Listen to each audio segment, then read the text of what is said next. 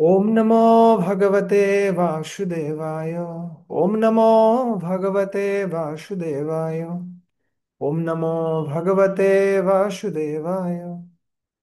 नारायणं नमस्कृत्य नरं चैव नरोत्तमं देवीं सरस्वतीं व्यास ततो जयमुदीरये। मुखं करोति वाचालं पङ्गुं लङ्घयते गिरिं यत्कृपातमहं वन्दे परमानन्दमाधव। श्रीगुरुदिनतारिणे श्रीचैतन्य ईश्वरम्।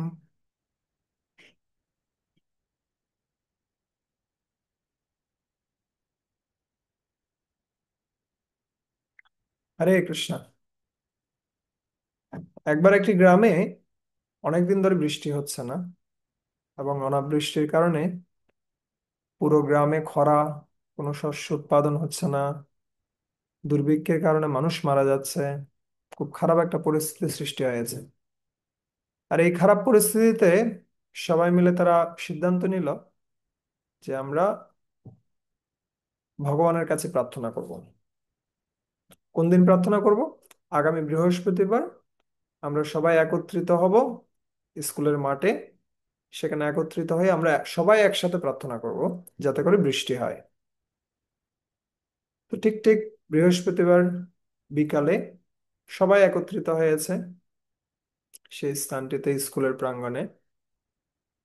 সবাই প্রার্থনা করতে যখন প্রস্তুত হয়েছে, যিনি পূজারী ছিলেন তিনি মন্ত্র বলা শুরু করেছেন। কিন্তু মন্ত্র বলা শুরু করতে গিয়ে তিনি দেখতে পেলেন একটা ছোট্ট বাচ্চা, সে ছাতা নিয়ে সেই স্কুলের মাঠে এসেছে। আর সবাই এমনিতেই এসেছে, কিন্তু এই মেয়েটি সাথে ছাতা নিয়ে এসেছে। মেয়েটিকে জিজ্ঞেস করছে পুরোহিত মশাই যে কোনো বৃষ্টি নেই, তুমি ছাতা নিয়ে আসলে কেন? কারণটা কি? তখন ওই মেয়েটি বলছে যে আমরা না এখানে প্রার্থনা করতে এসেছি বৃষ্টি হওয়ার জন্য, তাহলে বৃষ্টি তো হবেই, তখন আমি বাড়ি ফিরে যাব কিভাবে? সেজন্য আমি ছাতা নিয়ে এসেছি যাতে করে আমি বৃষ্টির দ্বারা কি না হই, আক্রান্ত না হই, এবং আমাকে এখানেই থেকে না না যেতে হয়। আমি যেন সুস্থভাবে ঘরে ফিরে যেতে পারি, সেজন্য আমি ছাতা নিয়ে এসেছি। এই ছোট মেয়েটির বিশ্বাস দেখে যিনি পূজারী ছিলেন তিনি সম্পূর্ণরূপে অভিভূত হয়ে গেছেন। তিনি সবাইকে বলতে শুরু করলেন যে আসলে আমরা সবাই এসেছি প্রার্থনা করতে, কিন্তু আমাদের কারোরই বিশ্বাস নেই।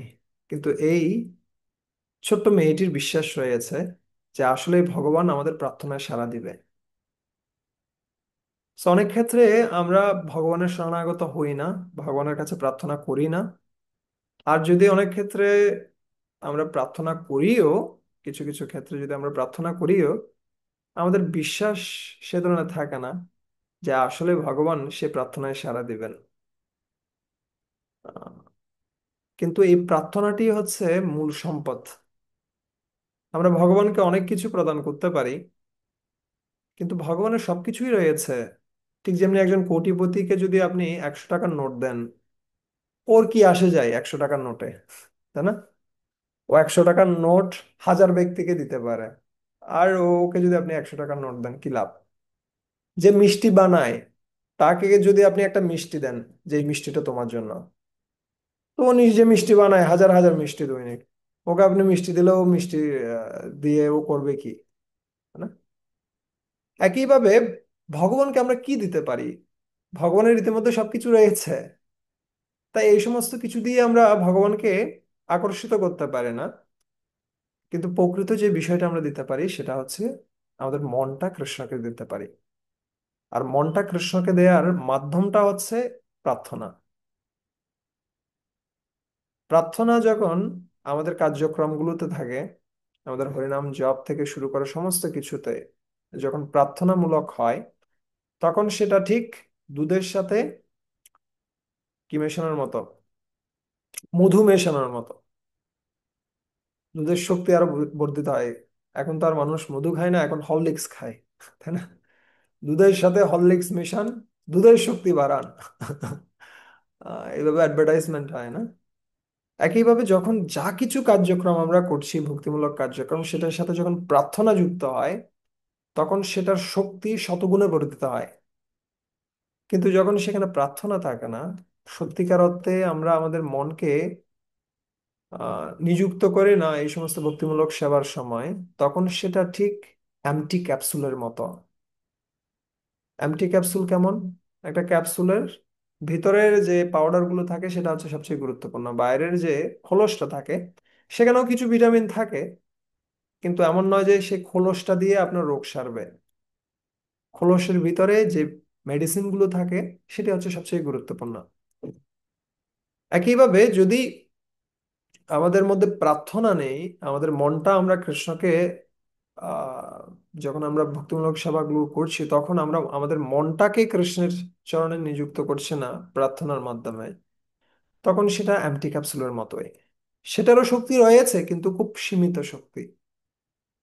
তাই আমাদের কুন্তী মহারানী থেকে শুরু করে, ভীষ্মদেব থেকে শুরু করে, অর্জুন, উত্তরা, পরীক্ষিত মহারাজ, বৃত্তাসুর, এই সমস্ত মহাজনদের কাছ থেকে আমাদের শিখতে হবে কিভাবে প্রার্থনা করতে হয়।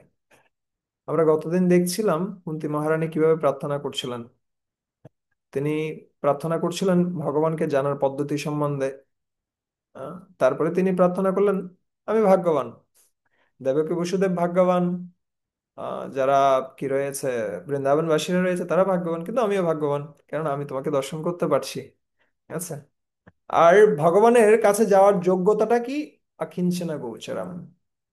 আচ্ছা, যারা অকিঞ্চন তারা, তাদের একমাত্র সম্পত্তি হচ্ছে ভগবান, এবং ভগবানের সমস্ত কার্যকলাপ হচ্ছে অচিন্ত। সেটা আমরা দেখলাম যে কিভাবে সমস্ত কিছুর মধ্যে কি রয়েছে, বিড়ম্বনা। ঠিক আছে? আহ সবকিছুতে বিড়ম্বনা রয়েছে। সবকিছুতে কি রয়েছে, কিছুটা কি বলা যেতে পারে শব্দগুলো, যেটা এখানে বর্ণনা করা হচ্ছিল, বিমোহিতকর। আচ্ছা, সমস্ত লীলা খুব বিমোহিতকর এবং সমস্ত কার্যক্রম বিমোহিতকর। এই বিমোহিতকর কার্যকলাপ আসলে ভগবানের যে লীলা সেটির যে আস্বাদন সেটাকে আরো বর্ধিত করে। ঠিক যেমনি আপনি যখন লেবুর রস তৈরি করবেন, সেখানে আপনি চিনিও দেন, তার সাথে লবণও দেন, তাই না? চিনি দিচ্ছেন আবার লবণও দিচ্ছেন কেন? শুধু চিনি দিলে হয় না? লবণ না দিলে চলে না? লবণ কেন দিই আমরা? মাতাজিরা এখানে কেউ আছেন যারা বানান? লবণ দিলে কি হবে? শ্রাবণমুখী মাতা,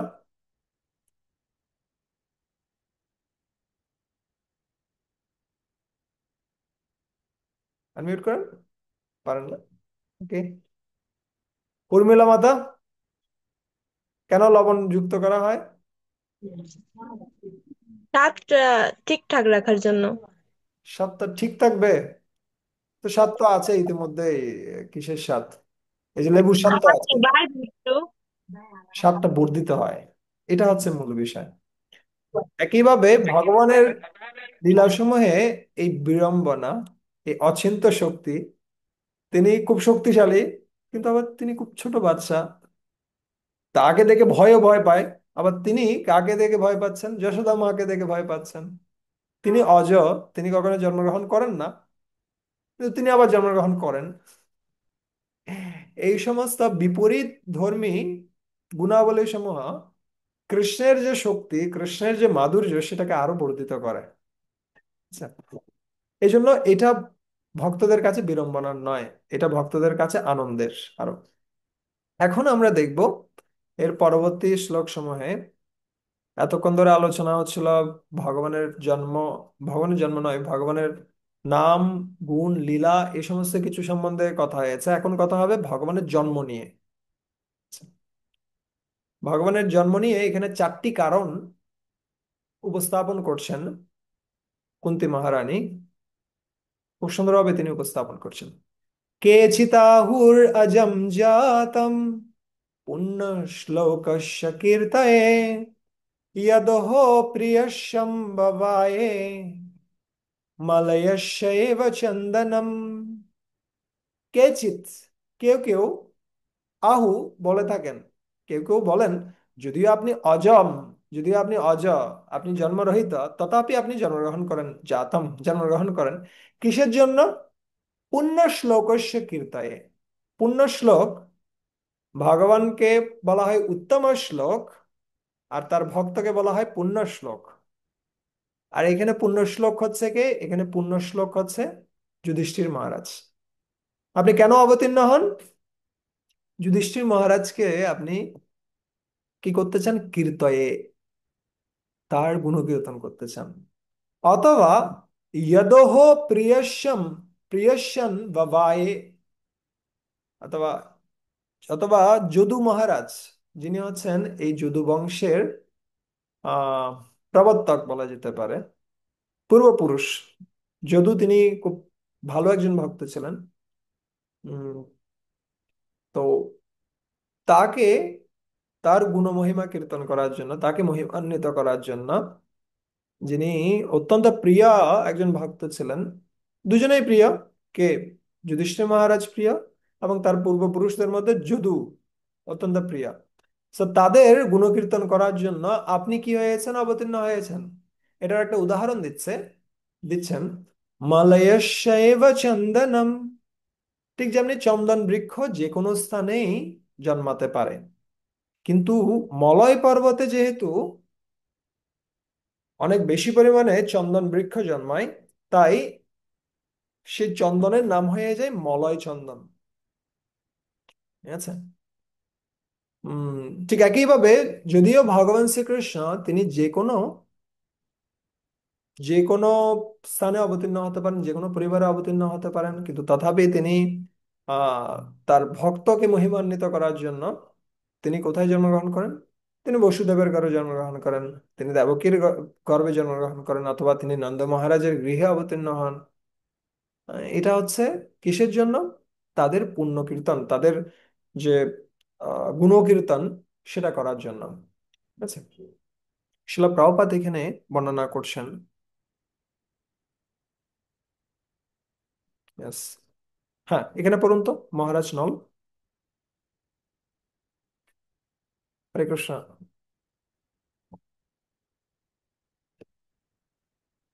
দয়াল নরহরি প্রভু। হরে কৃষ্ণ। দণ্ডবোধ প্রণাম প্রভু। আমি তাকে টেক্সট করেছিলাম। আহ আমি আজকে বিজি দিন, তো তাই আমি টেম্পোরারি বলেছিলাম। তারপর প্রভু, কোথায় যেখানে মার্ক করা আছে ওখানে পড়বো? হ্যাঁ, হ্যাঁ। মহারাজ নল ছিলেন একজন বিখ্যাত পুণ্যবান রাজা, কিন্তু ভগবান শ্রীকৃষ্ণের সঙ্গে তার কোনো সম্পর্ক ছিল না। তাই মহারাজ যুধিষ্ঠির ভগবান শ্রীকৃষ্ণের কর্তৃক মহিমান্বিত হওয়ার উপযুক্ত ছিলেন। ভগবান ইতিমধ্যে মহারাজ যদুকে মহিমান্বিত করেছেন তার বংশ জন্মগ্রহণ করার মাধ্যমে। যদিও তিনি যাদব, যদুবীর, যদুনন্দন ইত্যাদি নামে পরিচিত, কিন্তু তিনি সর্বদাই এই সমস্ত কৃতজ্ঞতাজনিত বাধ্যকতা থেকে সম্পূর্ণভাবে মুক্ত। ওকে, তিনি ঠিক ঠিক আছে। ঠিক আছে। মলয়। আর কেউ পড়তে চান, হ্যান্ড রেজ করতে পারেন, যেহেতু প্রভু ব্যস্ত আছে। তো এখানে মহারাজ নলের কথা বর্ণনা করা হচ্ছে। তিনিও একজন মহান পুণ্যবান রাজা ছিলেন, কিন্তু কয়জন মানুষ মহারাজ নলকে চেনে? কিন্তু সবাই কাকে চেনেন? যুধিষ্ঠির মহারাজকে চেনেন। কেন? যুধিষ্ঠির মহারাজ কার সাথে সংযুক্ত? যুধিষ্ঠির মহারাজ ভগবান শ্রীকৃষ্ণের সাথে সংযুক্ত। আচ্ছা, তা আমাদের শক্তি, আমাদের সামর্থ্য, আমাদের যোগ্যতা, এই সমস্ত কিছু থেকেও গুরুত্বপূর্ণ হচ্ছে ভগবানের সাথে আমাদের সম্পর্ক। যখন আমাদের সাথে ভগবানের সম্পর্কটা থাকে, স্বাভাবিকভাবেই অচিন্তনীয় কাজগুলো আমরা সম্পাদন করতে পারি। ঠিক যেমনটা আমরা দেখতে পাচ্ছি যুধিষ্ঠির মহারাজের ক্ষেত্রে। এর আগেও বর্ণনা করা হয়েছে, যুধিষ্ঠির মহারাজ মাত্র 3টা অশ্বমেধ যজ্ঞ করেছিলেন। তার মাধ্যমে তিনি কার সমান হয়ে গিয়েছিলেন? ইন্দ্রের সমান হয়ে গিয়েছিলেন, যিনি 100টা অশ্বমেধ যজ্ঞ করেছেন। এখানেও আমরা দেখতে পাচ্ছি কিভাবে যুধিষ্ঠির মহারাজ তিনি পুণ্য শ্লোকা, তাকে মহিমান্বিত করার জন্য কৃষ্ণ আবির্ভূত হচ্ছেন। কেন? কারণ তিনি কৃষ্ণকে ভালোবাসেন। তাই আমাদের যোগ্যতাটা ঠিক আছে, প্রয়োজন রয়েছে কিছু মাত্রায়, কিন্তু সেটা কিসের মতো? সেটা বাহ্যিক ডেকোরেশনের মতো। আচ্ছা, একটা কিসের মধ্যে, একটা চিঠির মধ্যে, একটা খামের মধ্যে চিঠিটা হচ্ছে সবচেয়ে বেশি গুরুত্বপূর্ণ, এবং বাইরের খামটাও গুরুত্বপূর্ণ, সেটা সুন্দরভাবে আপনি দিতে পারেন, অথবা একটা গিফট আপনি দিচ্ছেন, সেই গিফটের ভিতরে কি রয়েছে সেটা গুরুত্বপূর্ণ। গিফটের বাইরের অংশটাও গুরুত্বপূর্ণ, সেটা আকর্ষণীয় করে গিফটটাকে, কিন্তু সবচেয়ে বেশি গুরুত্বপূর্ণ হচ্ছে ভিতরে কি রয়েছে। কিন্তু যখন আমাদের কানেকশনটা কৃষ্ণের সাথে খুব ভালো থাকে, তখন স্বাভাবিকভাবে সমস্ত বাধা বিপত্তিগুলো আমরা অনায়াসে উত্তীর্ণ হতে পারি। ঠিক যেমনি আমরা কার ক্ষেত্রে দেখতে পাই, আমরা দেখতে পাই বসুদেবের ক্ষেত্রে।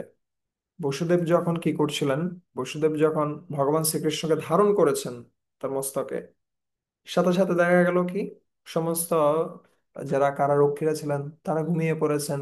সমস্ত চারিদিকে বর্ষা হচ্ছে, বৃষ্টি হচ্ছে, কেউ কোনো শব্দ শুনতে পাচ্ছে না। হঠাৎ করে সমস্ত দরজা খুলে গেল, তিনি বের হয়ে গেলেন এবং ভগবান কৃষ্ণকে গোকুলে নিয়ে গেলেন। এখানে দুটো জিনিস, একটা হচ্ছে ভগবানের আদেশ পালন করা, দ্বিতীয় হচ্ছে ভগবানকে ধারণ করা। এই দুটি কার্য যদি কেউ করে, তাহলে অসম্ভব সম্ভব করতে পারে সে। একটা হচ্ছে ভগবানের আদেশ পালন করা, আর একটা হচ্ছে ভগবানকে ধারণ করা। কিন্তু অনেক সময় আমরা ভগবানের আদেশ পালন করি, ভগবানকে স্মরণ করি না, অথবা আমরা ভগবানকে স্মরণ করি কিন্তু আদেশ পালন করি না। কিন্তু আমাদের দুটিই লাগবে, এই দুটির সংমিশ্রণ যদি হয় তাহলে আমরা অসম্ভবকে সম্ভব করতে পারি। ঠিক আছে। রত্ননিধি প্রভু হাত তুলছিলেন, আপনি চাইলে পড়তে পারেন আমাদের পরে পরে। আহ, এটার প্রসেসটা কি? Claim host.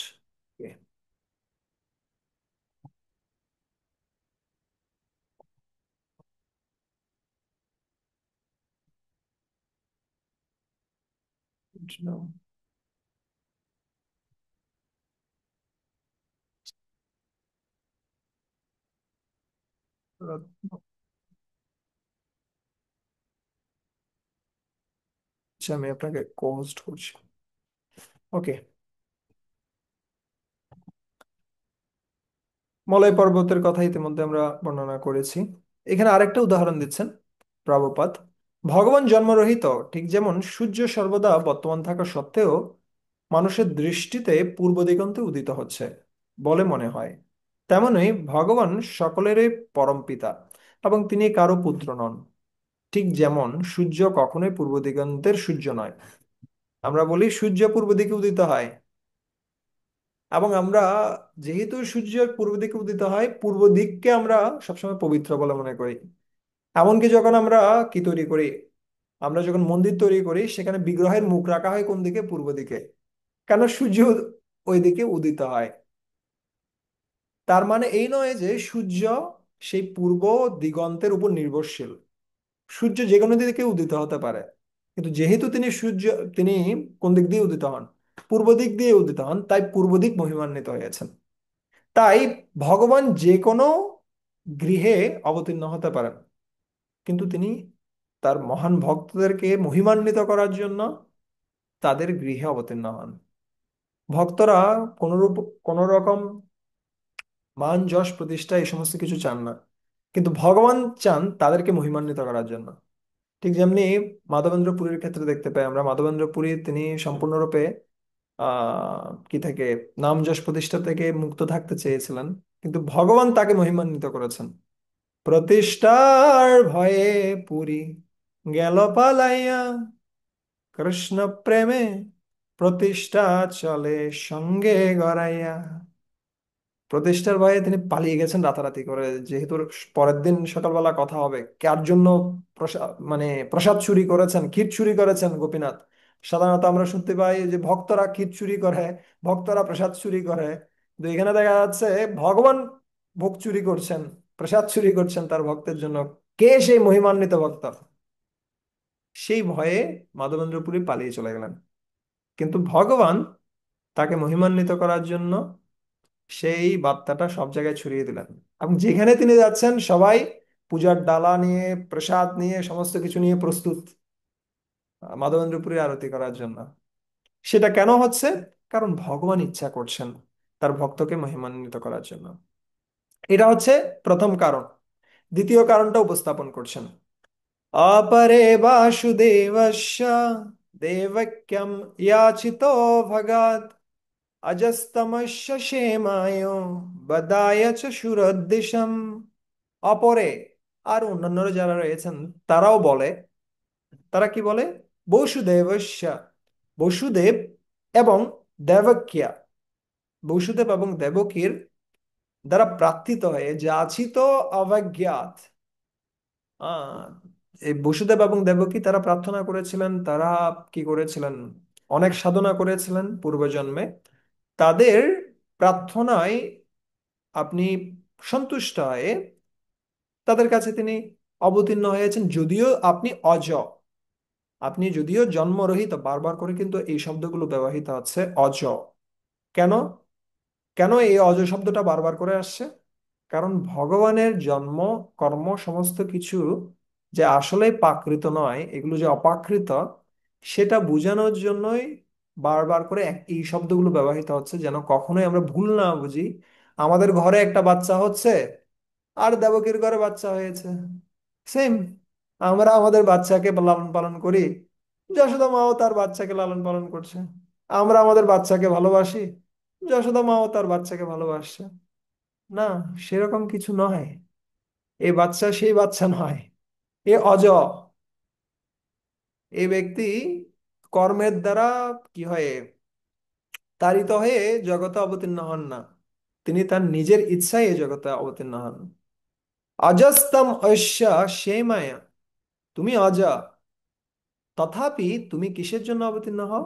সেমায়, মঙ্গলের জন্য। কাদের মঙ্গলের জন্য? যারা ভক্তরা রয়েছেন, যারা সাধু মহাত্মারা রয়েছেন, তাদের রক্ষা করার জন্য। সেমায়, মঙ্গলের জন্য। এবং কাদের জন্য? বধায় চ সুরদ্দিশাম। এখানে সুর শব্দের অর্থ হচ্ছে, একদিকে সুর শব্দের অর্থ হচ্ছে দেবতারা। দেবতারা গিয়ে প্রার্থনা করছিলেন, এখানে কংস সহ অন্যান্য অসুরদের উৎপাত বেড়ে গেছে, আপনি অবতীর্ণ হন। আর সুর শব্দের আরেকটা অর্থ হচ্ছে ভক্ত। ঠিক আছে? যারা ভক্ত বিদ্বেষী যে সমস্ত অসুরেরা রয়েছে, তাদেরকে হত্যা করা, বদায়, এবং যারা ভক্তরা রয়েছে তাদেরকে রক্ষা করা, সেই জন্য আপনি অবতীর্ণ হন বসুদেব এবং দেবকীর প্রার্থনা শ্রবণ করে। এটা অনেক ব্যক্তিরা বলে থাকেন, অপরে অনেক ব্যক্তিরা এটা বলে থাকেন। কিন্তু এই সমস্ত কার্য করার জন্য ভগবানকে অবতীর্ণ হতে হয় না। ভগবান এই সমস্ত কার্য কাদের দিয়ে করতে পারেন? অন্যান্যদের দিয়েও করতে পারেন। ঠিক আছে? এবং আবার অনেকে বলে থাকে, হয়তো দেবকী বসুদেব প্রার্থনা করেছিলেন, এটা ঠিক আছে। আবার কেউ প্রার্থনা করেছিলেন, ব্রহ্মাজিও প্রার্থনা করেছিলেন, সেই জন্য আপনি আসতে পারেন। ঠিক আছে? যখন সমস্ত আহ ধরণী যখন ভূভারে ভরে গিয়েছিলেন, যখন অসুরদের আক্রমণে সম্পূর্ণরূপে ভারাক্রান্ত হয়েছিল, তখন ব্রহ্মাজি আপনার কাছে গিয়ে প্রার্থনা করেছিলেন। এবং যেহেতু ব্রহ্মাজি একজন শুদ্ধ ভক্ত, তার প্রার্থনা শুনে আপনি অবতীর্ণ হয়েছেন। এটা হচ্ছে পরবর্তী কারণ। ভারাবতারনায়ন্যে ভুবো নাভো ইভো দদো शीदन्त्या भूरिवारेण जातो हि आत्मभुवर्तितः। ভার অবতারণায়ন্যে, অন্য কেউ, অন্যে, অন্যান্যরা, এটা তৃতীয় কারণ বলছেন। অন্য কেউ তারা বলে থাকে কিসের জন্য? ভার অবতারণায়, যেটা ভার রয়েছে, পৃথিবীর ভার, যে পৃথিবীর ভারের জন্য এই পৃথিবী কিসের মতো হয়ে গেছে? নাভো ইভো দাদো। ঠিক যেমনি একটা নৌকা যেটা কিসে রয়েছে, সমুদ্রে রয়েছে, সেই নৌকায় যদি প্রচুর পরিমাণে মাল তোলা হয় এবং সেটা সম্পূর্ণরূপে ভারাক্রান্ত হয়ে গেছে, এরা নড়াচড়া করতে পারছে না, যে কোনো মুহূর্তে সেটা ডুবে যাবে, সে ধরনের পরিস্থিতি হলে মানুষ সেখান থেকে ঝাঁপ দিতে চায়, তাই না? নিজেকে বাঁচাতে চায়। একইভাবে এই ভূ এই যে কি রয়েছে, এই ধরনী, সেটাও কি হয়ে গেছে? সেটাও সম্পূর্ণরূপে ভারাক্রান্ত হয়ে গেছে, ভূরি ভারে না, অত্যন্ত ভারাক্রান্ত হয়ে গেছে।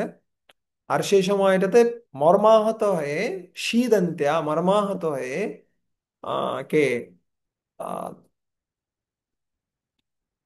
ভূমি দেবী তিনি প্রার্থনা করছিলেন কার কাছে? তিনি প্রথমে গেলেন ব্রহ্মাজির কাছে। ব্রহ্মাজি তাকে সাথে নিয়ে একটা গাভীর রূপ ধারণ করেছিলেন, যেটা দশম স্কন্ধের প্রথম দিকে আমরা দেখতে পাবো। তখন ব্রহ্মাজি সহ অন্যান্য দেবতারা গিয়ে প্রার্থনা করছেন, আহ, জাতো হি আত্মভুবার্তিতাহ। আত্মভূ, আত্মভূ হচ্ছে কি? আত্মভূ হচ্ছে ব্রহ্মাজি। আত্মভূ কেন? কারণ তিনি কারো গর্ভ থেকে সৃষ্টি হননি, তিনি সরাসরি ভগবানের নাভি কমল থেকে সৃষ্টি হয়েছেন। তার কোনো মাতা নেই। যদিও কাকে মাতা বলা হয়, লক্ষ্মী দেবীকে মাতা বলা হয়, কিন্তু তার জন্ম দেওয়ার জন্য লক্ষ্মী দেবী মাতা নয়। লক্ষ্মী দেবী মাতা কেন? কারণ তার পিতার স্ত্রী, তাই তিনি মাতা। তিনি কি দেননি? জন্ম প্রদান করেননি। কাকে? ব্রহ্মাজিকে। তাই ব্রহ্মাজিকে বলা হয় আত্মভূ। সে আত্মভূ যখন প্রার্থনা করছেন, তখন আপনি অবতীর্ণ হয়েছেন। আহ, আর তিথা, প্রার্থিত হয়ে আপনি কি হয়েছেন? জাত, আপনি অবতীর্ণ হয়েছেন। এখন প্রশ্ন হচ্ছে আপনাদের কাছে, পৃথিবীর ভার কি? কি পৃথিবীর ভার?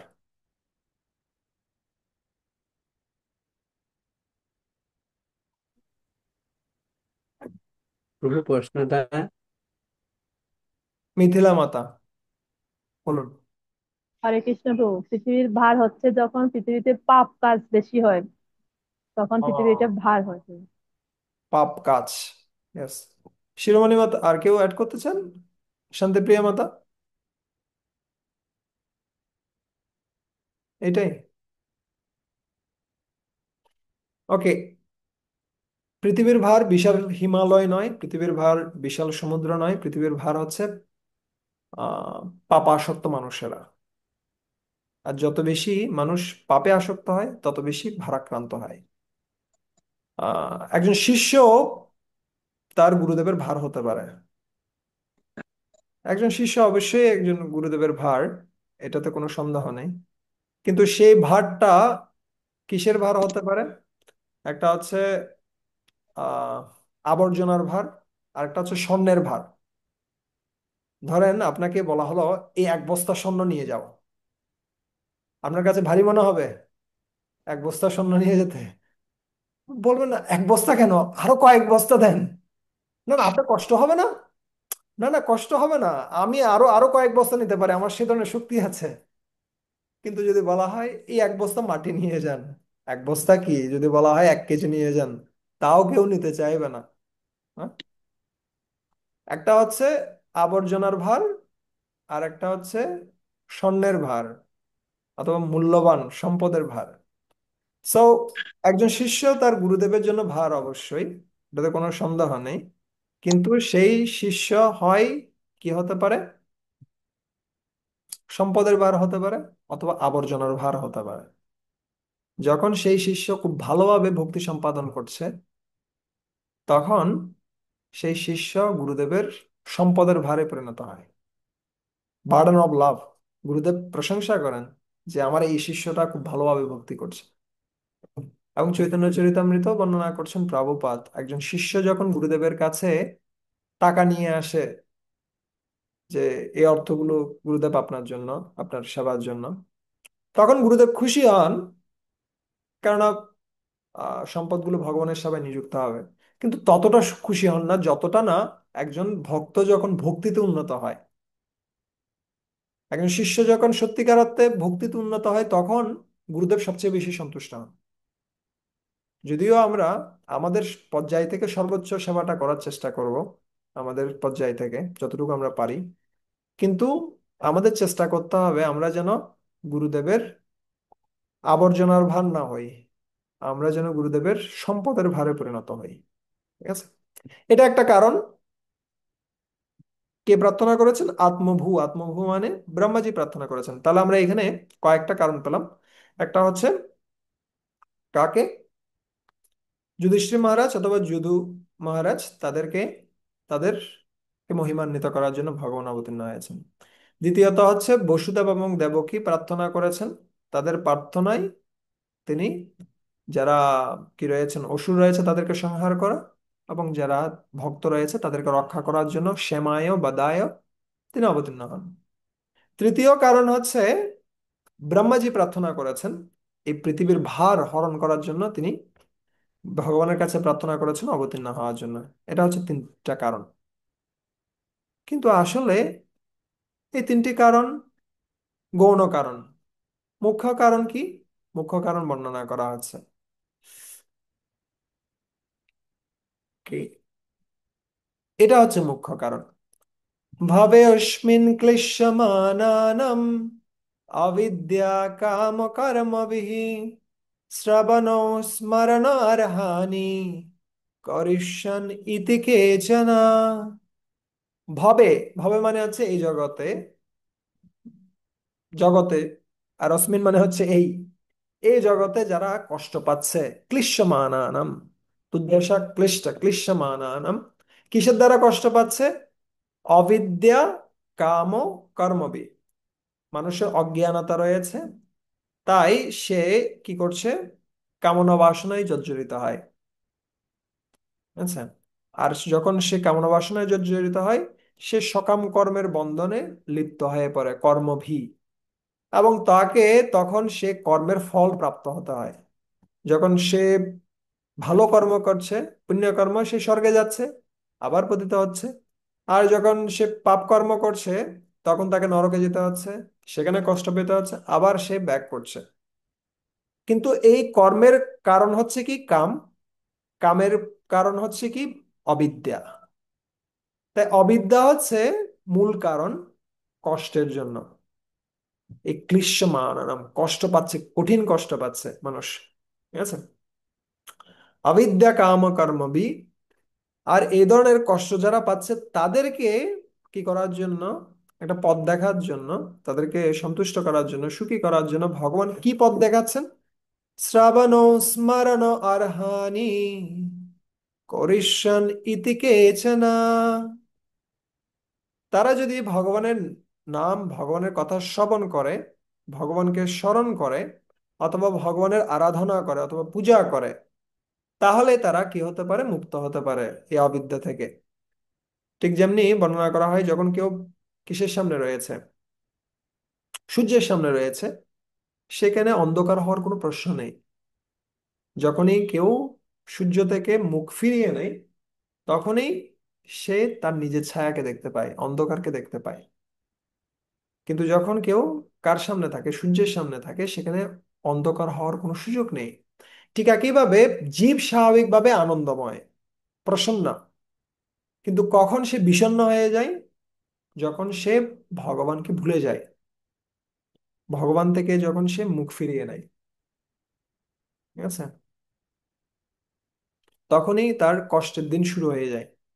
আচ্ছা, এই সমস্ত কষ্টপ্রাপ্ত ব্যক্তিরা যারা রয়েছে, তাদের কাছে শ্রবণ শরণের এবং আরাধনার পথ কি করার জন্য, আহ আরাধনার যে পথ, ভক্তিযোগের পন্থাসমূহ, সেগুলো পুনঃপ্রবর্তনের জন্য কি করেন? ভগবান অবতীর্ণ করেন। তুমি অবতীর্ণ হয়েছে, করিষ্যান ইতি কেচন। এইরকম কেউ কেউ এটাও বলে থাকে যে তুমি এই জন্য কি হও? অবতীর্ণ হও। কিসের জন্য? শ্রবণ, শরণ, এই সমস্ত কিছু, আহ, এই সমস্ত কিছু থেকে জীবকে মুক্ত করার জন্য। আসলে এই শ্রবণ শরণের ফলে শুধুমাত্র যে ভবরোগ থেকে তারা মুক্ত হবে তা নয়, তার ফলে তারা কি প্রাপ্ত হবে? প্রেম প্রাপ্ত হবে। ঠিক আছে? এই ত্রিতাপ দুঃখ থেকে মুক্ত হবে তা নয়, তারা কৃষ্ণ প্রেম প্রাপ্ত হবে, যেটা পরবর্তীতে বর্ণনা করা হবে। এবং এই কি করাটা, শুধুমাত্র এই ত্রিতাপ দুঃখ থেকে মুক্ত হওয়া, জন্ম মৃত্যু চক্র থেকে মুক্ত হওয়া, এটা হচ্ছে একটা কি বলার মতো, একটা নেগেটিভ কনোটেশন। আচ্ছা, আমি বললাম সুখ মানে কি? কোনো রোগ নেই। সুখ মানে কি? ঠিক মতো কি হয়, ঠিক মতো প্রস্রাব পায়খানা সবকিছু ঠিক মতো চলছে, অথবা ঠিক মতো খেলে হজম হয়, ঠিক মতো এই সমস্ত কার্যক্রমগুলো আসলে সুখের লক্ষণ নয়। এগুলো বিপরীত কার্যক্রমকে কি করা, নেতিবাচক কার্যক্রম থেকে শূন্যে আসা, সেরকম। কিন্তু প্রকৃত বিষয়টা আছে ভগবানের চরণ দর্শন করা, ভগবানের প্রতি প্রেম জাগ্রত করা। ঠিক আছে? সেটা হচ্ছে শ্রবণ শরণের মূল ফল। প্রাথমিক ফল হচ্ছে ভগবানের চরণ দর্শন করা অথবা ভগবানের প্রেম লাভ করা। কিন্তু এই প্রেম যদি কেউ লাভ করতে চায় অথবা ভগবানের চরণ যদি কেউ দর্শন করতে চায়, তাহলে কয়েকটি কাজ তাকে করতে হবে। কয়েকটি কাজগুলো কি? শৃণ্বন্তি গায়ন্তি গৃণন্তি অবিঘ্নশঃ স্মরন্তি নন্দন্তি তবৈহিতম জনা তয়েব পশ্যন্তি অচিরেণ তাবকম বভো প্রবাহ পরমম পদম্বুজম। অনুবাদ পড়ুন তো রত্নজ্যোতি প্রভু।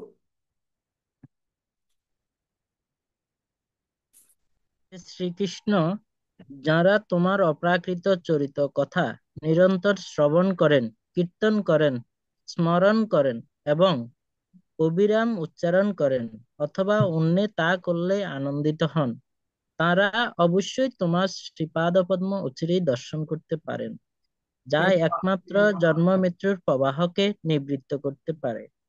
হুম, এখানে পাঁচটা বিষয় বর্ণনা করছেন। এই পাঁচটি কাজ যদি কেউ করে, তাহলে সে ভগবানকে দর্শন করতে পারবে, ভগবানের চরণ দর্শন করতে পারবে। কারা কারা দর্শন করতে চান আপনারা? এই পাঁচটা কাজ করলে হবে, মাত্র পাঁচটা কাজ, বেশি কাজ নয়। কুন্তি দেবী সহজ পন্থা দেখিয়ে যাচ্ছেন আমাদেরকে। এই পাঁচটা কাজ করুন, ভগবানের চরণ দর্শন করুন। কি? প্রথমত শ্রবণ করুন। সেবন মুখ হি জিহ্বাদো, জিহ্বা দিয়ে কীর্তন করতে হবে, আর কর্ণ দিয়ে আমাদেরকে কি করতে হবে? শ্রবণ করতে হবে। ঠিক আছে? আহ শৃণ্বন্তি, শ্রবণ করা। গায়ন্তি, কীর্তন করা। গৃণন্তি, গৃণন্তি মানে আছে, এখানে তিনটা লেভেল আমরা আগেও বর্ণনা করছিলাম। যদি কোনো স্পিকার থাকে তাহলে শুনুন, যদি কোনো বক্তা থাকে তার কাছ থেকে ভাগবতমের কথা শুনুন। যদি ভাগবতমের বক্তা নেই কিন্তু কিছু শ্রোতারা রয়েছে, তাহলে তাদের কাছে কীর্তন করুন ভগবানের কথা। আর যদি বক্তাও নেই, শ্রোতাও নেই, তাহলে নিজে নিজে কি করুন? উচ্চারণ করুন। এই কুন্তি দেবীর যে প্রার্থনা, এগুলো আপনারা শিখে নিতে পারেন, সবগুলো শ্লোক, এখানে বেশি শ্লোক নেই। কিন্তু প্রত্যেকদিন যদি উচ্চারণ করে কেউ, 1 মাসের মধ্যে, বা 1 মাস লাগবে না, প্রতিদিন যদি পড়ে কেউ, এমনিতেই শেখা হয়ে যাবে। এত সুন্দর সেই প্রার্থনাগুলো। কেউ না থাকলেও আমরা কীর্তন করতে পারি, আমাদের প্রয়োজন নেই অনেক বেশি শ্রোতার। আসলে সব শ্রোতাকে কি করা যায়? কনভিন্স করা যায় ভক্তিতে। শুধুমাত্র একজন শ্রোতাকে কনভিন্স করাটা খুব কঠিন। সেই শ্রোতাটা হচ্ছে আমি। নিজেকে কনভিন্স করাটাই হচ্ছে জগতের সবচেয়ে বেশি কঠিন কাজ। আর জগতে সবাইকে কনভিন্স করা সহজ। কিন্তু এই কনভিন্সটা কখন হবে? যখন আমরা নিয়মিতভাবে ভাগবতম অধ্যয়ন করছি, কেউ শুনুক না শুনুক, কেউ প্রশংসা করুক না করুক। তাই সিন্নান্তি, গৃণন্তি, গায়ন্তি, আচ্ছা, এই তিনটি কাজ আমাদের করতে হবে। তারপরে কি বলছে? এটা কি সপ্তাহে একদিন করলে হবে?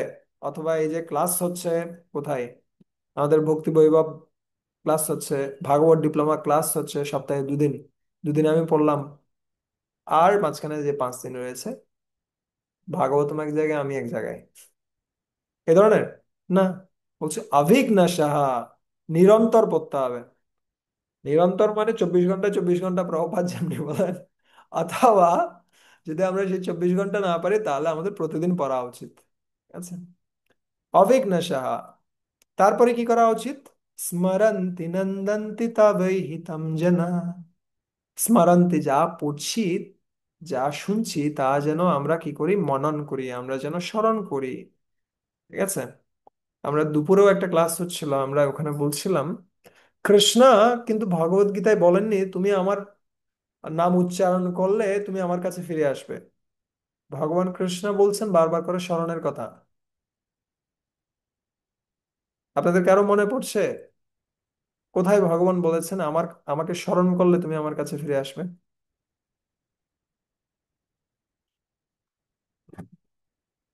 দুটা শ্লোক রয়েছে ভগবত গীতায়। হ্যাঁ, শিরোমণি মাতা একটা শ্লোক বলতে পারেন আপনি। বলুন, আনমিউট করে। সর্বধর্মান পরিত্যাজ্য মামেকং শরণং ব্রজ। ও, এটা নয়। বিনোদ বিহারী কেশব প্রভু।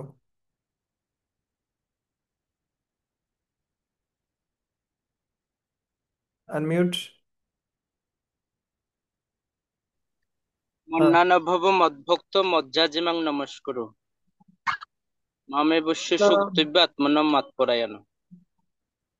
আমি বলছি উপদেশ আমারকে স্মরণ করলে তুমি আমার নমস্কার। কাছে ফিরে আসবে।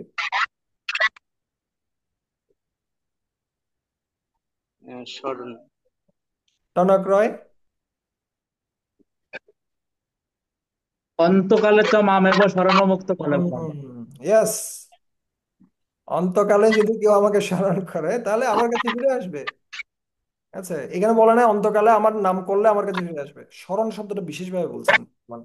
আরেকটা শ্লোক রয়েছে এটা কে, কার ইয়েটা?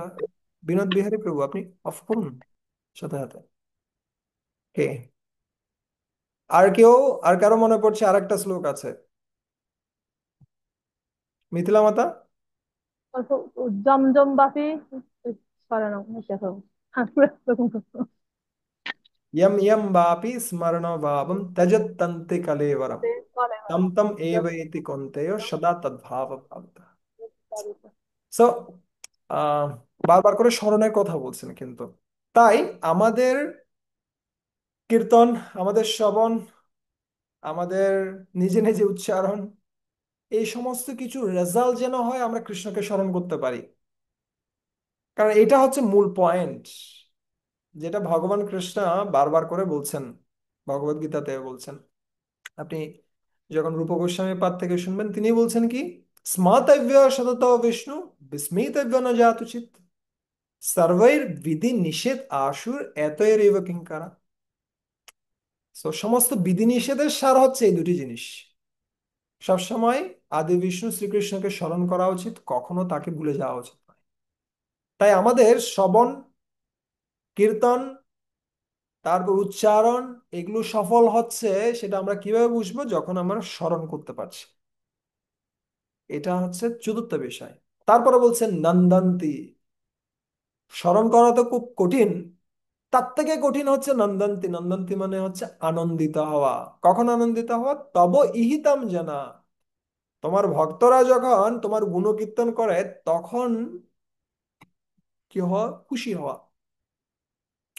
যখন আমরা কোথাও ক্লাস দিচ্ছি বা আমরা কোথাও গুণকীর্তন করছি, আমরা কোথাও কোনো কিছু করছি যেটা সাকসেসফুল হচ্ছে, তখন আমরা আনন্দিত হই।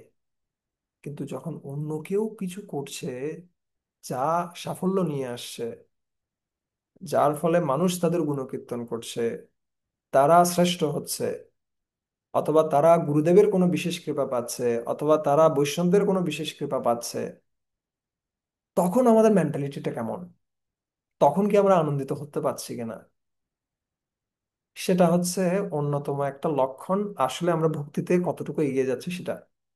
তাই বারবার করে ভগবত গীতায়ও ভগবান কৃষ্ণ বলছেন, আমি তোমাকে এই ভগবত গীতার জ্ঞান কেন দিচ্ছি? কারণ তুমি অনুসূয়ী হবে, তুমি ঈর্ষা থেকে মুক্ত। তারপরে উপদেশামৃত কে বলছেন? রূপ গোস্বামী পাদ বলছেন, উত্তম অধিকারী ভক্তের লক্ষণটা কেমন হবে? অনন্যম অন্য নিন্দাদি শূন্যম, তিনি একমাত্র কৃষ্ণে আকর্ষিত হবেন এবং তিনি অন্য নিন্দা থেকে সম্পূর্ণরূপে মুক্ত, তিনি ঈর্ষা থেকে মুক্ত। একই জিনিসটা ভাগবতম বর্ণনা করা হচ্ছে যে পরমা নির্মৎসর নাম শতম, নির্মৎসর যারা ব্যক্তি রয়েছে তারা ভাগবতম উপলব্ধি করতে পারে। একই কথাটা এখানে বর্ণনা করছেন কে? কুন্তি দেবী, যে যারা অন্যদের সাফল্যে আনন্দিত হয়, অন্যরা যখন ভগবানের গুণকীর্তন করে তখন তিনি আনন্দিত হন। এটা হচ্ছে সবচেয়ে গুরুত্বপূর্ণ একটা গুণ এবং সবচেয়ে কঠিন একটা গুণ রপ্ত করার। ঠিক আছে, এই জন্য উদাহরণ দেয়া হয় যে জল, আপনি যখন কি করবেন, আপনি যখন গরম করবেন, এই জলের তাপমাত্রা যতক্ষণ পর্যন্ত 100 ডিগ্রি সেলসিয়াস না হচ্ছে, এটা কিন্তু ফুটবে না, টকবক করে ফুটবে না। ঠিক আছে, ঠিক একইভাবে যতক্ষণ পর্যন্ত না আমরা পূর্ণরূপে ঈর্ষা থেকে মুক্ত না হচ্ছি, ততক্ষণ পর্যন্ত আমরা আনন্দে আসলেই হৃদয় থেকে আনন্দ আনন্দে নৃত্য করতে পারবো না। আসলে হরিনামে ওই ধরনের কি পাবো না, টেস্ট পাবো না, যতক্ষণ পর্যন্ত না আমরা অন্যদের সাফল্যে আনন্দিত না হচ্ছি। ঠিক আছে? তাই এই 5টি গুণ যদি আমরা আমাদের জীবনে প্রয়োগ করতে পারি, তাহলে তা এব পশ্যন্তে, সেই ব্যক্তি দেখতে পায়, কি দেখতে পায়? পদাম্বুজম, ভগবানের পদাম্বুজ, অচিরেনা, খুব তাড়াতাড়ি, তাবকম, তোমার পদাম্বুজম, তোমার পাদপদ্ম দেখতে পায়। ঠিক আছে? খুব তাড়াতাড়ি তোমার পাদপদ্ম দেখতে পায়। আর যখন তারা তোমার পাদপদ্ম দেখতে পায়, তখন স্বাভাবিকভাবে এই জড়জগতের যে সাগর, জন্ম মৃত্যুর যে বিশাল এই ভবসাগর, সেটা সম্পূর্ণরূপে কি হয়? সম্পূর্ণরূপে ধ্বংসপ্রাপ্ত হয়, তাকে আর এটা দেখতে হয় না। ও মন, হরিনাম কর সার, এ ভবসাগর হবে বালিচর, হাটিয়া হইবি পার। ভক্তিবিনোদ ঠাকুর এই তো প্রার্থনা করছেন সম্ভবত, যে তুমি কি করো হে মন, তুমি হরিনাম করো। যখন হরিনাম করবে তখন এই বিশাল ভবসাগর সেটা বালিচর হয়ে যাবে, আর হেঁটে হেঁটে পার হওয়া যাবে। আচ্ছা, এই জন্য বলছে এখানে, যদি কেউ ভগবানের চরণ দর্শন করে তাহলে তাকে এই ভব দর্শন আর করতে হবে না। তাই যখন কেউ কি করে, বন্ধনা করে, তখন তাকে আর এই বন্ধনে কষ্ট পেতে হয় না। বন্ধন মানে হচ্ছে কি, গলার ফাঁস। ঠিক আছে? এই ফাঁসটাতে আমরা আটকে আছি সবাই, জন্ম মৃত্যুর এই বন্ধনে। আচ্ছা, কিন্তু এটা থেকে আমরা যদি মুক্ত হতে চাই, আমাদের খুব ভালোভাবে বন্দনা করা উচিত। আচ্ছা, আর বন্দনার প্রক্রিয়া এখানে দেখিয়ে দিচ্ছেন কে? কুন্তী মহারানী। এই 5টা জিনিস যদি আমরা করি, সিন্নন্তি, গায়ন্তি, গৃণন্তি, স্মরন্তি এবং নন্দন্তি। ঠিক আছে? হ্যাঁ, ব্যাস। এখানে পড়ুন তো রাবণ, রত্নজ্যোতি। রাব খুব একটু নিচে নামাইতে হবে। ওকে। রাবণ, হিরণ্যকশিপু, কংস, জরাসন্ধ, শিশুপাল আদি জড়বাদীরা ওকে। জড় সম্পদের পরিপ্রেক্ষিতে অত্যন্ত যোগ্য ব্যক্তি ছিল, কিন্তু তারা ভগবানকে বুঝতে পারেনি। তাই ভগবান আমাদের দৃষ্টির সম্মুখে উপস্থিত থাকলেও উপযুক্ত দৃষ্টিশক্তি লাভ না করা পর্যন্ত তাকে দর্শন লাভ করা সম্ভব নয়। এই যোগ্যতার উদয় হয় একমাত্র ভগবত ভক্তির দ্বারা, যা শুরু হয় উপযুক্ত সূত্র থেকে ভগবানের কথা শ্রবণ করার মাধ্যমে। হ্যাঁ, তাহলে এই রাবণ, হিরণ্যকশিপু যারা ছিলেন, তারা অত্যন্ত যোগ্য ব্যক্তি ছিলেন, কিন্তু তারা ভগবানকে বুঝতে পারেননি। কেন? তারা গুরুদেবের শরণাগত হয়ে গুরুদেব থেকে শ্রবণ করেননি। তাই আমরা যদি দর্শন করতে চাই ভগবানকে, তাহলে প্রথম বিষয়টা হচ্ছে কি করা? শ্রবণ করা। আচ্ছা, শ্রবণ, শ্রবণের মাধ্যমে আমরা দর্শন করতে পারি, প্রকৃত দর্শন। তাই শ্রবণের বিধি যখন যথাযথ এবং পূর্ণ হয়, তখন অন্যান্য পন্থাগুলো আপনা থেকে পূর্ণ হয়। নববিধা ভক্তির প্রথম হচ্ছে শ্রবণ। শ্রবণ পূর্ণ হলে অন্যান্য লেভেলগুলো পূর্ণ হবে। আচ্ছা, প্রভুপাদ এখানে খুব গুরুত্বপূর্ণ একটা বিষয় বর্ণনা করছেন। তিনি বলছেন যে শ্রীমদ্ ভাগবতমে ভগবানের কার্যকলাপ পাণ্ডবদের সঙ্গে তার আচরণের মাধ্যমে শুরু হয়েছে। অসুর এবং অন্যান্যদের সঙ্গে ভগবানের আচরণের ভিত্তিতে তার বহু লীলা রয়েছে, এবং তার গোপীদের সাথেও তার অনেকগুলো লীলা রয়েছে। কিন্তু ভগবান যেহেতু পরম তত্ত্ব, তাই তার বিভিন্ন আচরণের মধ্যে কোনো পার্থক্য নেই। ঠিক আছে? তিনি গোপীদের সাথে লীলা করছেন, অথবা তিনি পাণ্ডবদের সাথে কি করছেন, লীলা করছেন। একটা যুদ্ধলীলা, আর একটা হচ্ছে রাসলীলা। কিন্তু এই যুদ্ধলীলা এবং রাসলীলার মধ্যে কি নেই? পার্থক্য নেই। কেউ বলতে পারে না যে আমরা যুদ্ধলীলা পড়বো না, আমরা ভগবত গীতা পড়বো না, আমরা শুধুমাত্র রাসলীলা পড়বো। তাহলে তারা হচ্ছে সহজিয়া। আচ্ছা, কেন? পরম তত্ত্ব হচ্ছে অচিন্তা, এবং তিনি তার প্রত্যেকটা অঙ্গ সমস্ত অঙ্গের কার্য করতে পারে।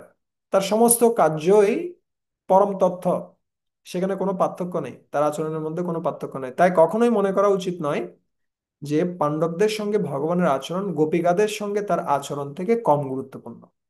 ঠিক আছে? যেটা বেশিরভাগ ক্ষেত্রে আহ যারা কি রয়েছেন, যারা সহজিয়ারা রয়েছেন, তারা সরাসরি দশম স্কন্ধে প্রবেশ করেন, এবং এভাবে তারা ভাগবতমের যে স্বাভাবিক প্রক্রিয়া সেটাকে ব্যাহত করেন। আঙ্গুল ফুলে কলা গাছ। এখন অনেকগুলো কারণ তিনি বর্ণনা করলেন কেন ভগবান অবতীর্ণ হয়েছেন, তো সেটা আমরা দেখলাম। কিন্তু মূল কারণ হচ্ছে কি, তিনি যে সমস্ত মানুষ কষ্ট পাচ্ছে তাদেরকে এই শ্রবণ শরণের প্রক্রিয়া দিয়ে তাদের কষ্ট থেকে মুক্ত করতে চান। কিন্তু তারা প্রকৃতপক্ষে মুক্ত হবে যখন ভগবানের চরণ দর্শন করবে। আর ভগবানের চরণ দর্শন করার জন্য কি প্রয়োজন? এই পাঁচটি কাজ করা প্রয়োজন। এখন কার মধ্যে, কুন্তী দেবীর মধ্যে একটা ভয় কাজ করছে। কিসের ভয়? যে খুব শীঘ্রই ভগবান হস্তিনাপুর থেকে চলে যাবেন, কারণ যুদ্ধ শেষ, সব কার্য শেষ, তিনি এখন দ্বারকায় চলে যাবেন। তার মধ্যে ভয় কাজ করছে, তাই তিনি প্রার্থনা করছেন, হে ভগবান, আপনি দয়া করে যাবেন না, আপনি আমাদের সাথে থাকুন। সেই প্রার্থনাগুলো হবে এর পরবর্তী 37 থেকে 43 নম্বর শ্লোকের মধ্যে।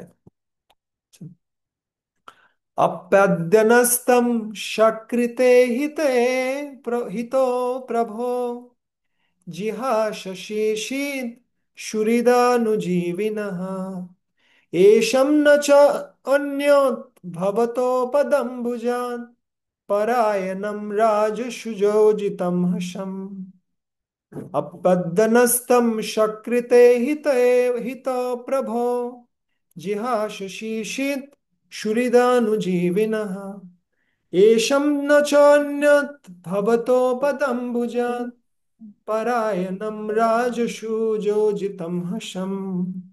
অনুবাদটা পড়ুন তো। হে প্রভু, তুমি তোমার সমস্ত কর্তব্য স্বয়ং সম্পাদন করেছ।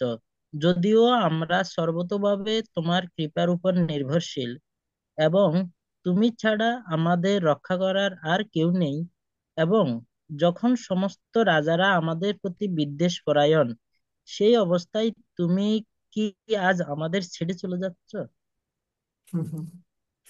কৃষ্ণ বলছেন, আপাদ্য নস্তম সকৃতে হিতে প্রভু, আমার মনে হচ্ছে তুমি আজকে চলে যাবে। তুমি কি আসলেই চলে যাবে? তখন কে বলছেন? কৃষ্ণ বলছেন, হ্যাঁ, অনেকদিন তো হয়ে গেল তোমাদের এখানে, দ্বারকায় অনেক কাজ আমার বাকি রয়ে গেছে, কাজগুলো সম্পাদন করতে হবে। তখন কে বলছেন? কুন্তী মহারানী বলছেন, আরে তোমার কাজ এমনিতেই সম্পাদিত হয়, সৎকৃতে হিতে হিতপ্রভ।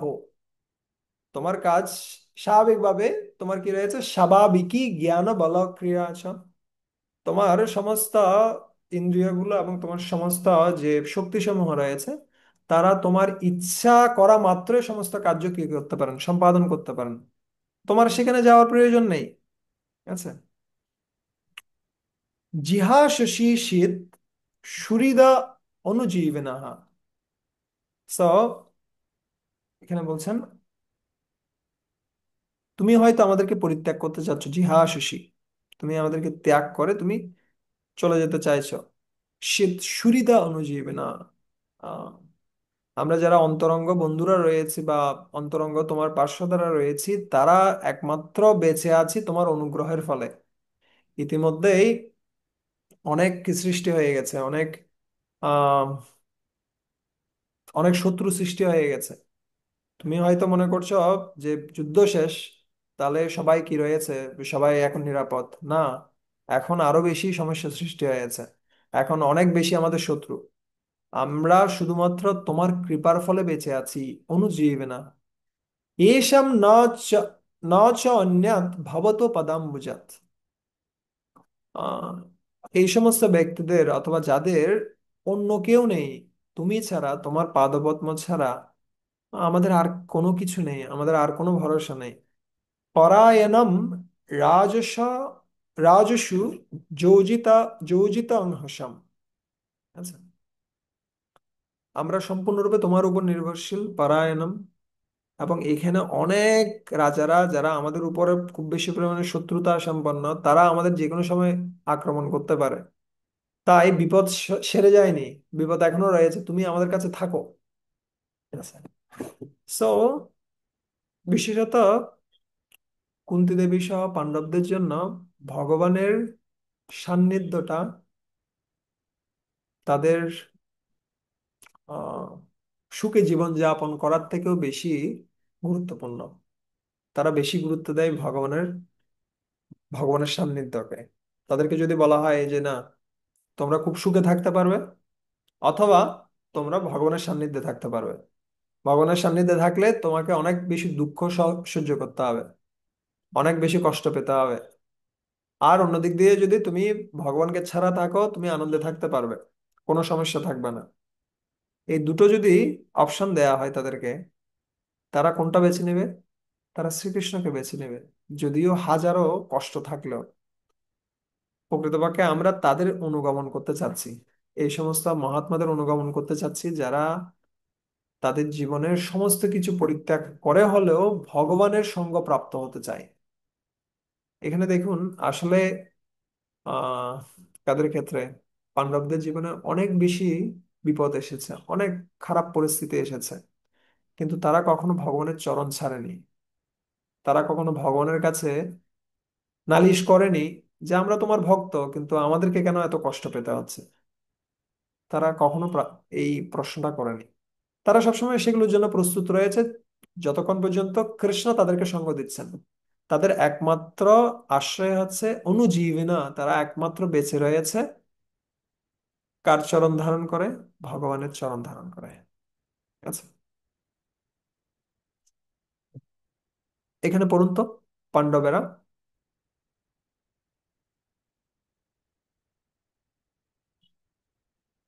আহ, আছেন হুম। প্রতিনিধি? হ্যাঁ, পাণ্ডবরা সবচাইতে ভাগ্যবান, কেননা তাদের সৌভাগ্যের ফলে তারা সম্পূর্ণরূপে ভগবানের কৃপার উপর নির্ভরশীল ছিলেন। জড়জগতে অন্য কারো কৃপার উপর নির্ভর করা সবচাইতে দুর্ভাগ্যের লক্ষণ, কিন্তু ভগবানের সঙ্গে আমাদের চিন্ময় সম্পর্কের ভিত্তিতে আমরা যদি সম্পূর্ণরূপে তার উপর নির্ভর করতে পারি, তাহলে সেটি হচ্ছে সবচাইতে বড় সৌভাগ্য। সম্পূর্ণরূপে স্বতন্ত্র হওয়ার বাসনাটি হচ্ছে ভবরোগের মূল কারণ, কিন্তু নিষ্ঠুর জড়া প্রকৃতি আমাদের কখনো স্বাধীন হতে দেয় না। প্রকৃতির কঠোর নিয়ম থেকে স্বতন্ত্র হওয়ার ভ্রান্ত প্রচেষ্টাকে জড়বিজ্ঞানের প্রগতি বলে মনে করা হয়। এখনকার সময়ে সাফল্য মানে হচ্ছে কি স্বতন্ত্র হওয়া, ভগবানের উপর প্রকৃতির উপর নির্ভর না করাটাই হচ্ছে কি সাফল্য, সেটা হচ্ছে অগ্রগতি। কিন্তু প্রকৃত অগ্রগতি, প্রকৃত সৌভাগ্য হচ্ছে সৌভাগ্যের অধিষ্ঠাতা, অথবা সৌভাগ্যের অধিষ্ঠাত্রী দেবী লক্ষ্মী দেবীর যিনি স্বামী শ্রী বিষ্ণু অথবা ভগবান শ্রীকৃষ্ণের উপর নির্ভর করাটাই হচ্ছে প্রকৃত সৌভাগ্যের লক্ষণ। আচ্ছা, এই ঠিক আছে। এখানে দুটো শব্দ ব্যবহার করা আছে, একটা হচ্ছে অনাথা আর একটা হচ্ছে সনাথা। যারা, যাদের কোনো অভিভাবক নেই তারা হচ্ছে অনাথ, যাদের অভিভাবক রয়েছে তারা হচ্ছে সনাথ। তাই আমরা হয় সনাথ হতে পারি অথবা অনাথ হতে পারি।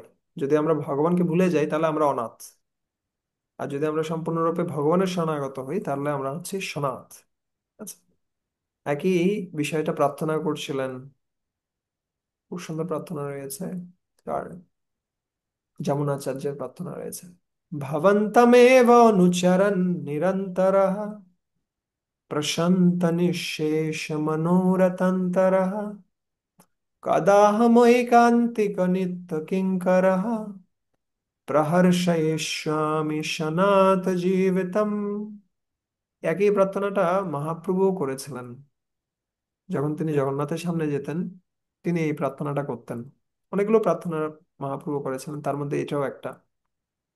ভবন্তম এব অনুচরণ নিরন্তরঃ।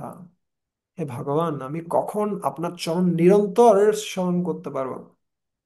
আর এই স্মরণ করার ফলে কি হবে? প্রশান্ত নিঃশেষ মনোরথান্তরঃ। আমার মনটা সম্পূর্ণরূপে প্রশান্ত হয়ে যাবে, এবং আমার মনটা সম্পূর্ণরূপে জড়জাগতিক বাসনা থেকে শূন্য হয়ে যাবে। বাসনা শূন্য, জড়জাগতিক বাসনা শূন্য হয়ে যাবে। প্রশান্ত নিঃশেষ মনোরথান্তরঃ। আর মন এদিক ওদিক আর কোথাও ছুটবে না। কদাহমৈকান্তিক নিত্য কিঙ্করঃ। কখন আমি তোমার চরণের একজন ঐকান্তিক ভক্ত হতে পারবো, ঐকান্তিক দাস হতে পারবো? ঠিক আছে, কদাহম ঐকান্তিক নিত্য কিঙ্করঃ প্রহর্ষয়িষ্যামি সনাত জীবিতম। আর কখন আমি চিৎকার করে করে বলতে পারবো আমি সনাত, আমি সনাত, আমি সনাত, আমি অনাথ নই, আমি সনাত, আমি একজন কি পেয়েছি, আমি একজন নাথ পেয়েছি, আমি এমন একজন প্রভু পেয়েছি যিনি কখনো আমাকে ছাড়বেন না। আচ্ছা, সো আমরা সনাত হতে চাই, আমরা অনাথ হতে চাই না, কিন্তু সেজন্য আমাদের কি করতে হবে, ভগবানের চরণকে আঁকড়ে ধরতে হবে। केवयं नामरूपभ्यं यदुविहीशः पाण्डवः भवतो अदर्शनं यर्हि ঋষিকানম ইবেশিতুঃ। বলছেন, যখন কুন্তি দেবী বলছে, কুন্তি দেবীকে যখন ভগবান কৃষ্ণ বলছেন, আরে তোমার এখানে অনেক বিশাল বিশাল ব্যক্তি রয়েছেন, তোমার এখানে ভীম রয়েছে, তোমার এখানে অর্জুন রয়েছে, এই যে যুধিষ্ঠির মহারাজ রয়েছেন, বিশাল ব্যক্তিরা রয়েছেন, আর যদু পক্ষেও বিশাল বিশাল ধনুর্ধর ব্যক্তিরা রয়েছেন। তোমার ডাকা মাত্রই তুমি যখন কোনো বিপদে পড়বে সাথে সাথে সবাই চলে আসবে, পাণ্ডবরাও থাকবে, সাথে সাথে যাদবরাও থাকবে, তোমার বিপদের কোনো ভয় নেই।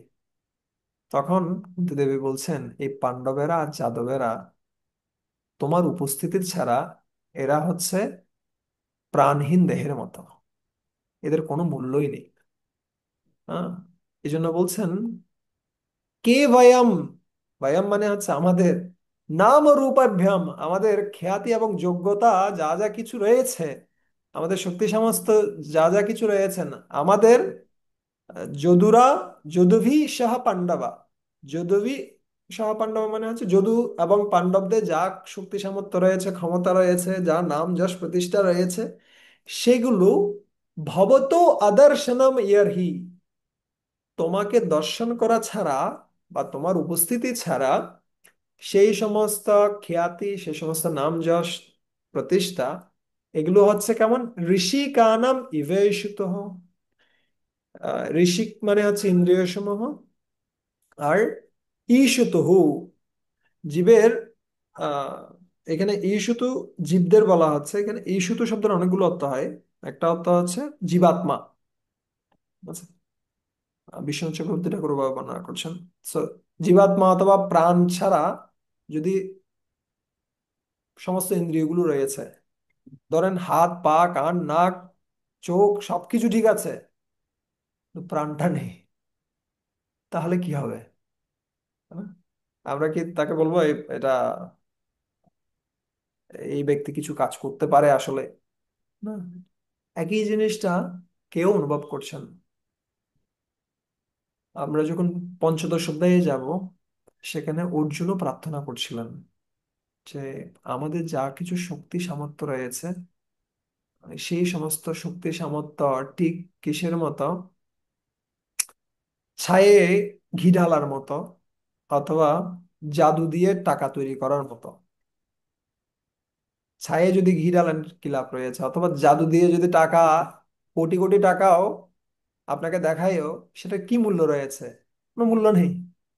ঠিক একইভাবে আমাদের যা শক্তি সামর্থ্য রয়েছে সেটা শুধুমাত্র ততক্ষণই শক্তি সম্পন্ন যতক্ষণ তুমি রয়েছ, কিন্তু তুমি নেই মানে এই সমস্ত কোনো কিছুরই কোনো মূল্য নেই। এই একই মনোভাবটা যেন আমাদের মধ্যে সবসময় কাজ করতে থাকে, যে আসলে ভগবানের কৃপা ব্যতীত আমাদের কোনো অস্তিত্ব নেই।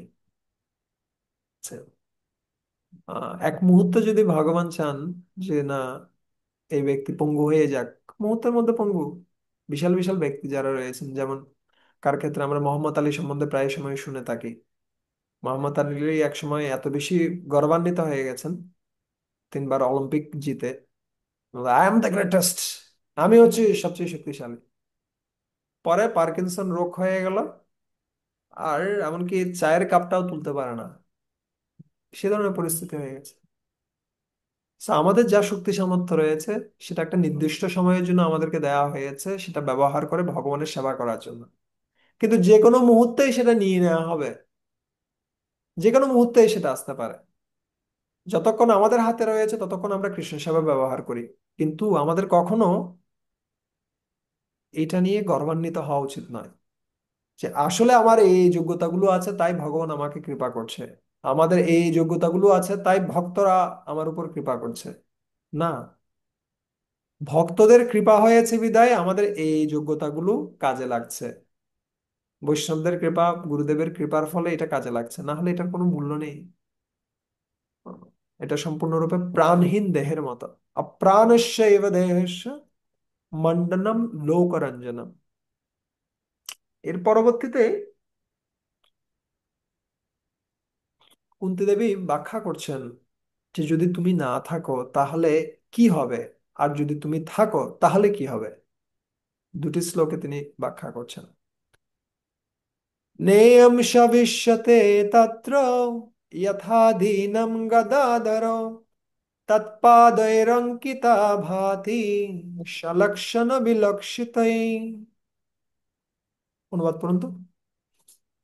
হে গদাধর শ্রীকৃষ্ণ, আমাদের রাজ্য এখন তোমার শ্রীপাদপদ্মের সুলক্ষণযুক্ত চিহ্ন দ্বারা অঙ্কিত হয়ে শোভা পাচ্ছে, কিন্তু তুমি চলে গেলে আর তেমন শোভা পাবে না।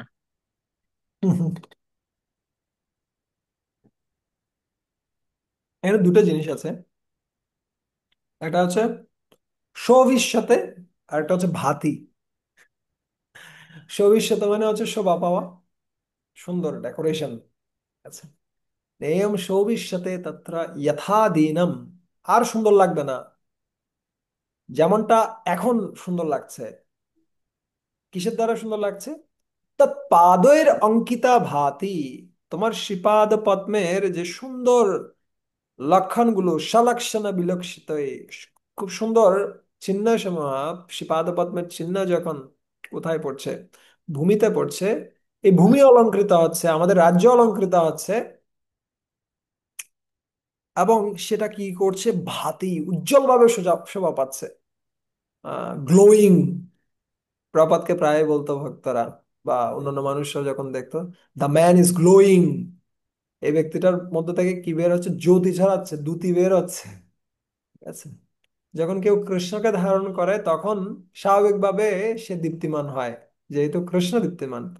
আর যখন এই ভূমি দেবী যখন ভগবান শ্রীকৃষ্ণের চরণ পদ্ম ধারণ করেন, তখন স্বাভাবিকভাবে এই ভূমি দেবী, এই ধরনী সম্পূর্ণরূপে দীপ্তিমান হন, আকর্ষণীয় হন।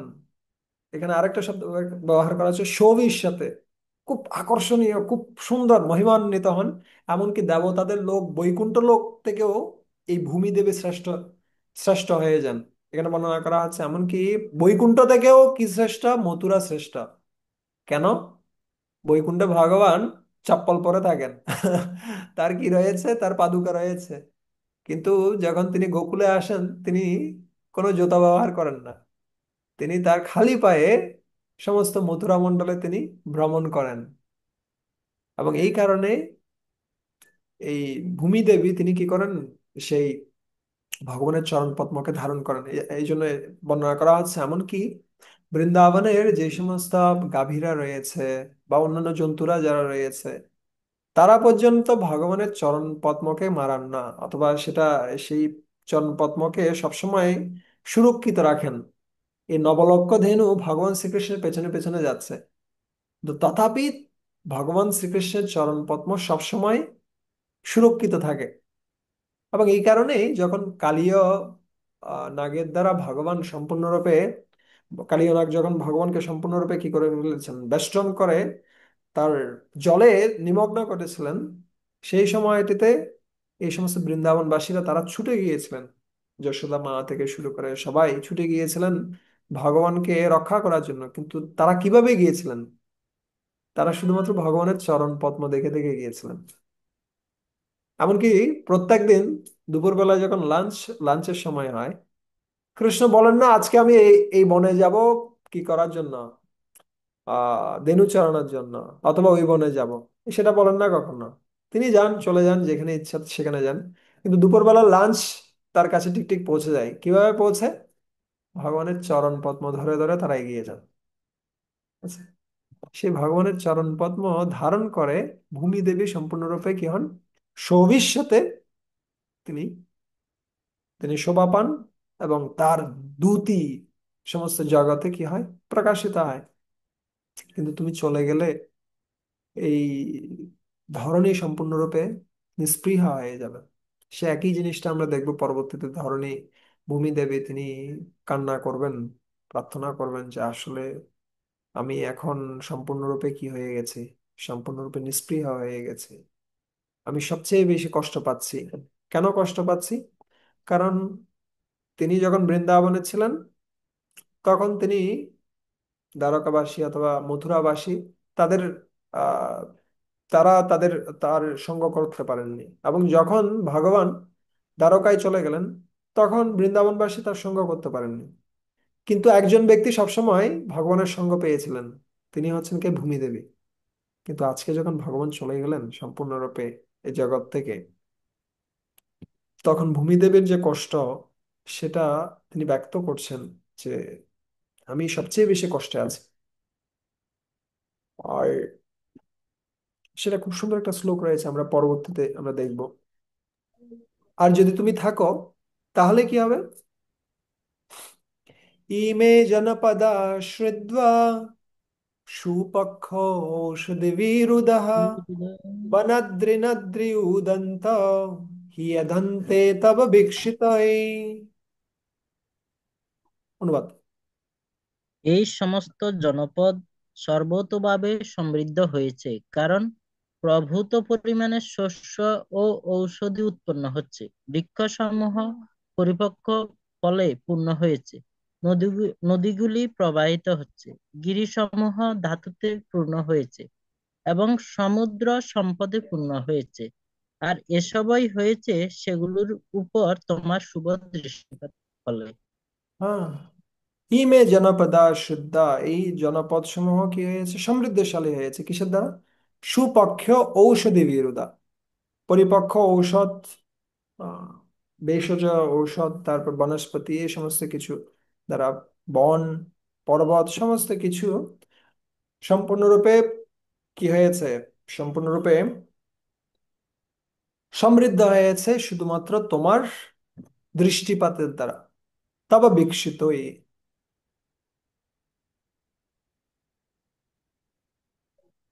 প্রভুপাদ এখানে বর্ণনা করছেন নেচারাল লিভিং এর কথা, বর্ণনা করছেন প্রাকৃতিক ভাবে আমাদের কিভাবে জীবন যাপন করা উচিত, যেটা আহ ইসকনের 7টি উদ্দেশ্যের মধ্যে 6টা উদ্দেশ্য। ষষ্ঠ উদ্দেশ্য হচ্ছে সিম্পল লিভিং, হাই থিঙ্কিং। বিশাল যান্ত্রিক উদ্যোগগুলি ভগবৎবিহীন সভ্যতার ফল, এবং সেগুলো মানব জীবনের মহান উদ্দেশ্যের ধ্বংসের কারণ। ঠিক আছে? কিন্তু প্রকৃত সম্পদ মানে হচ্ছে, প্রকৃত আহ উন্নতি মানে হচ্ছে ঔষধ, তারপর হচ্ছে ঔষধি বন, তারপর খাদ্যশস্য, এগুলোর উৎপাদন বর্ধিত হবে, গাভী বর্ধিত হবে। কিন্তু এখন বর্তমানে এই সমস্ত কিছু ধ্বংস করে শুধু কলকারখানা বানানো হচ্ছে।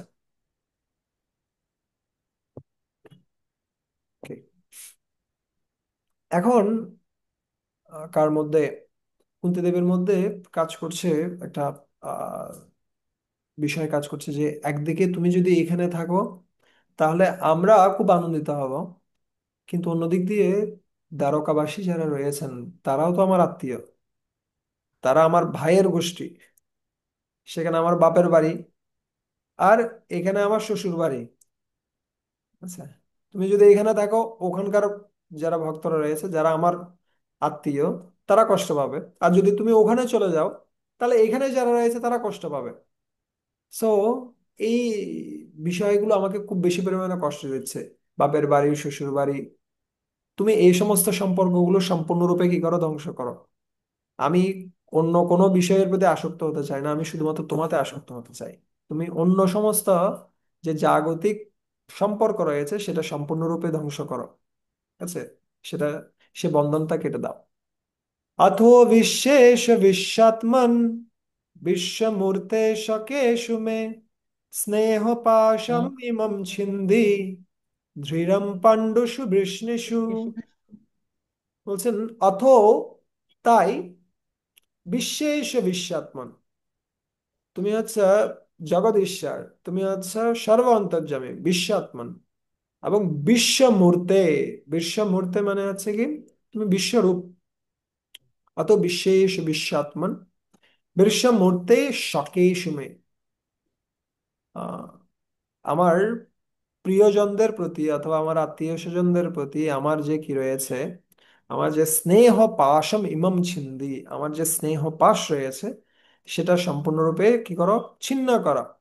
যেটা খুব দৃঢ়, খুব কঠিন যে পাশ, সেটা সম্পূর্ণরূপে ধ্বংস করো। যেটা কাদের প্রতি রয়েছে, পাণ্ডুদের প্রতি রয়েছে এবং বৃষ্ণি যাদবদের প্রতি রয়েছে। ঠিক আছে, আমি মনে করছি পাণ্ডবরা আমার কার, আমার শ্বশুর বাড়ির লোকজন। আর এই কারা বৃষ্ণিরা রয়েছে, তারা হচ্ছে আমার বাপের বাড়ির লোকজন। ঠিক আছে, এই সমস্ত জাগতিক চিন্তা ভাবনা আমি বাদ দিতে চাই। তুমি শুধুমাত্র সবাইকে রক্ষা করতে পারো, আমি এদের কারো সম্বন্ধে চিন্তা করতে চাই না। ঠিক আছে, এখানে আরেকটা গুরুত্বপূর্ণ বিষয় হচ্ছে, দেখেন, যদিও ভগবান বিশ্বেশ, যদিও ভগবান বিশ্বাত্মান, যদিও ভগবান বিশ্বমূর্তে, ঠিক আছে, সমস্ত জগতের কার্যক্রম তিনি পরিচালনা করছেন, কিন্তু তথাপি তিনি তার ভক্তের প্রতি খুব ঐকান্তিক এবং ব্যক্তিগতভাবে তাদের প্রয়োজনগুলোর দিকে তিনি বিশেষ লক্ষ্য রাখেন। কিন্তু আমাদের ক্ষেত্রে হয় কি, যখন আমরা কোনো বড় দায়িত্বে পড়ে যাই, তখন আমরা আর ব্যক্তিগতভাবে মানুষের কি নিতে পারি না, যত্ন নিতে পারি না। আমরা আস্তে আস্তে নিরাকারবাদী হয়ে যাই। ঠিক আছে, আমরা যত বেশি, আমাদের যত বেশি দায়িত্ব বাড়ে, তত বেশি আমাদের ব্যক্তিগত যোগাযোগ অথবা ব্যক্তিগত সময় দেয়া ভক্তদেরকে, সেটা আস্তে আস্তে কমে যায়। কিন্তু ভগবানের ক্ষেত্রে তিনি একদিকে সমস্ত জগৎ সামলাচ্ছেন, অন্য দিক দিয়ে তিনি প্রত্যেক ব্যক্তির জন্য, প্রত্যেক ভক্তের জন্য তিনি চিন্তা করছেন। আমরা হয়তো ওভাবে পারবো না, কিন্তু আমাদের লেভেলে আমাদের প্রচেষ্টা করা উচিত, যতটুকু আমরা পারি আমরা যেন ব্যক্তিগতভাবে ভক্তদের সাথে সম্পর্ক স্থাপন করি। যদিও আমাদের অনেক বেশি দায়িত্ব বাড়তে থাকবে ধীরে ধীরে, কিন্তু ব্যক্তিগত প্রয়োজনগুলো যেন আমরা কি করি, আমরা আহ, সেগুলো মেটানোর জন্য যেন আমরা প্রচেষ্টা করি, ব্যক্তিগতভাবে যেন সম্পর্কিত হয়। তো এখানে বলছেন স্নেহ পাশম ইমম ছিন্দি, এই যে দৃঢ় স্নেহ পাশ রয়েছে, যেটা আমাকে সবসময় ভাবাচ্ছে আমি যাদবদের পিসি, আর আমি হচ্ছি এই যারা পাণ্ডুরা রয়েছে, পাণ্ডবরা রয়েছে, তাদের হচ্ছে আমি মা। এই সমস্ত চিন্তা বাদ দাও, আমি যেন সম্পূর্ণরূপে তোমাতে আসক্ত হতে পারি। আচ্ছা। হম, পড়ুন তো শুদ্ধ ভক্ত।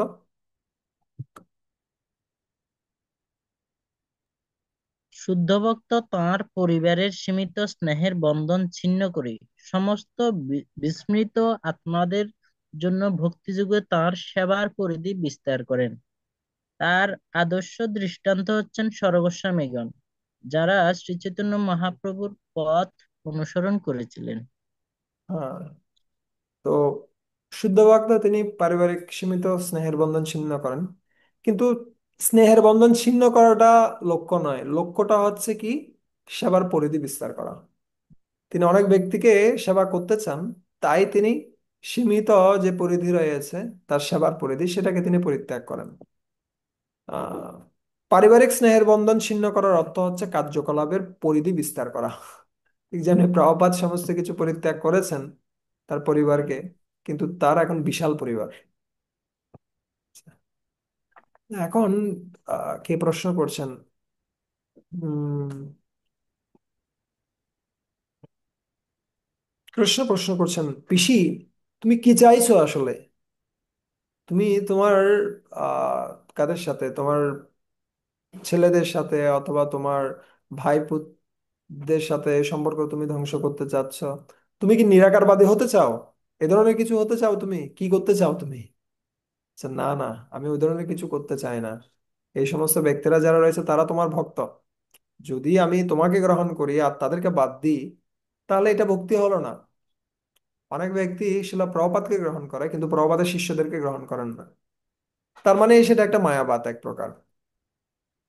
অনেক ব্যক্তি কৃষ্ণকে গ্রহণ করে কিন্তু কৃষ্ণ ভক্তদের গ্রহণ করে না, কিন্তু তার মাধ্যমে শ্রীকৃষ্ণকে প্রাপ্ত হওয়া যায় না। কৃষ্ণ মানে কৃষ্ণ প্লাস তার ভক্তরা, শিলা প্রভুপাদ মানে প্রভুপাদ প্লাস তার শিষ্যরা। ঠিক আছে, প্রভুপাদকে গ্রহণ করতে হলে তার শিষ্যদেরকে গ্রহণ করতে হবে অবশ্যই। সো এখানেও কেকুন্তী দেবী বলছেন, না না না না, আমি তাদেরকে পরিত্যাগ করতে চাই না, কেননা তারা তোমার ভক্ত। আমি যদি তোমাকে গ্রহণ করি অবশ্যই তাদেরকে গ্রহণ করতে হবে। কিন্তু তাদের প্রতি যে মমতা রয়েছে, জড়জাগতিক বিচারে যে মমতা, আমি হচ্ছে তাদের মা অথবা আমি হচ্ছে তাদের পিসি, এইরকম মমতাটা আমি পরিত্যাগ করতে চাই। আমি চাই তাদেরকে আমি ভক্ত হিসেবে ভালোবাসতে। ঠিক আছে? কিন্তু আমার মতি যেন তোমাতে আকৃষ্ট হয়, আমার মতি যেন অন্য কোনো কিছুতে আকৃষ্ট না হয়, একমাত্র যেন তোমাতে আকৃষ্ট হয়। সেটা বর্ণনা করছেন পরবর্তী শ্লোকে। তৈ মে অনন্য বিষয়া মতির্মধুপতে অসক্রিত রতিমুদ্বহতাৎ অদ্ধা গঙ্গে ভোগম উদন্নতি। তৈ, তোমাতে, মে, আমার, অনন্য বিষয়া, অনন্য, অনন্য মানে হচ্ছে না অন্য, অন্য কোনো কিছুতে যেন আমার কি না হয়, আসক্তি না হয়। বিষয়া, অন্য কোনো বিষয়ে যেন আমার কি না হয়, আসক্তি না হয়, শুধুমাত্র তোমাতে আসক্তি হয়। আমরা আগেও বর্ণনা করছিলাম অনন্য শব্দটার দুটো অর্থ রয়েছে। একটা হচ্ছে না অন্য, আমি অন্য কারো কাছে যাব না। আর অনন্য শব্দের আরেকটা অর্থ হচ্ছে আমি তোমার কাছে ভক্তি ছাড়া আর কিছু চাইবো না। বুঝছেন? আমি শুধুমাত্র ভগবানের কাছে কি চাইবো, আমি শুধুমাত্র তার সঙ্গ চাইবো, তার সেবা চাইবো। আমি তার কাছ থেকে অন্য কোনো কিছু চাইবো না যেটা ভক্তির বিরোধী, অথবা যেটা ভক্তিতে প্রয়োজন নেই, সেই সমস্ত কিছু আমি চাইবো না। এই দুটো হচ্ছে অনন্য শব্দের অর্থ। তো এই মে অনন্য বিষয়া মতির মধুপতে আসাকৃত। হে মধুপতে, হে যাদবপতে, ও, হে মধুপতে, আমার মতি যেন শুধুমাত্র তোমার বিষয়ে আকৃষ্ট হয়, তোমাতে যেন আকৃষ্ট হয়। আর কয়বার? এটাকে একবার আকৃষ্ট হলে হবে যে তোমাকে একবার আমি স্মরণ করলাম, শেষ? না, বলছে একবার নয়। কয়বার? বারবার। অসকৃত, সকৃত মানে হচ্ছে একবার, আর এখানে অসকৃত মানে হচ্ছে বারবার, অথবা নিরবিচ্ছিন্ন যেন ভাবে যেন তোমাতে আকৃষ্ট হয়। আহ কি আকৃষ্ট হয়? রতি, আমার যে আকর্ষণ, আমার যে মানসিক চিন্তা ভাবনা, সেটা যেন তোমাতেই আকৃষ্ট হয়, তোমাতেই যেন প্রবাহিত হয়। উদ্বাহতা, সরাসরি ভাবে। অধ্যা, সরাসরি ভাবে যেন তোমাতেই আকৃষ্ট হয়। এটার উদাহরণ দিচ্ছে কি, গঙ্গে ভোগম উদন্নতি। ঠিক যেভাবে গঙ্গা, যেভাবে গঙ্গার জল যেভাবে কি হয়, প্রবাহিত হয়, উদন্নতি, উদন্নতি মানে হচ্ছে সমুদ্রে। ঠিক যেভাবে গঙ্গা সমুদ্র অভিমুখে প্রবাহিত হয়, এমনকি সামনে যদি কোনো একটা কি পড়ে, বিশাল পাহাড়ও পড়ে, সে পাহাড়টা সমুদ্রের এই যে গঙ্গার যাত্রাকে বন্ধ করতে পারে না। সমুদ্র সেই পাহাড়কে পাশ কাটিয়ে সে আবার কিসের দিকে গমন করে? সে আবার সমুদ্রের দিকে গমন করে। ঠিক একইভাবে আমার মনটা যেন সম্পূর্ণরূপে তোমাতে আকৃষ্ট হয়, এবং সেটা যেন বারবার আকৃষ্ট হয়, নিরন্তর আকৃষ্ট হয়, এবং তোমাতেই যেন প্রবাহিত হয়, সরাসরি ভাবে তোমাতেই প্রবাহিত হয়, অন্য কোনো কিছুতে নয়। শুধুমাত্র তোমাতে যেন আকৃষ্ট হয়। সো আমরা অন্য প্রার্থনাগুলো, কুন্তী দেবীর প্রার্থনা শিখতে পারি না পারি, এই একটা প্রার্থনা আপনারা সবাই শিখবেন। আমার জাস্ট এটা একটা প্রার্থনা। ঠিক আছে? এই একটা শ্লোক যেন আমাদের শেখা হয়, এবং এই একটা শ্লোক যেন আমরা প্রত্যেক দিন প্রার্থনা করি। কার কাছে? ভগবান শ্রীকৃষ্ণের কাছে যেন আমরা প্রার্থনা করি, হে ভগবান কৃষ্ণ, আমার মনটা যেন সম্পূর্ণরূপে তোমাতে আকৃষ্ট হয়। আমার মনটা এখন হাজারো বিষয়ে আকৃষ্ট, কিন্তু সেটা যেন তোমাতে আকৃষ্ট হয়।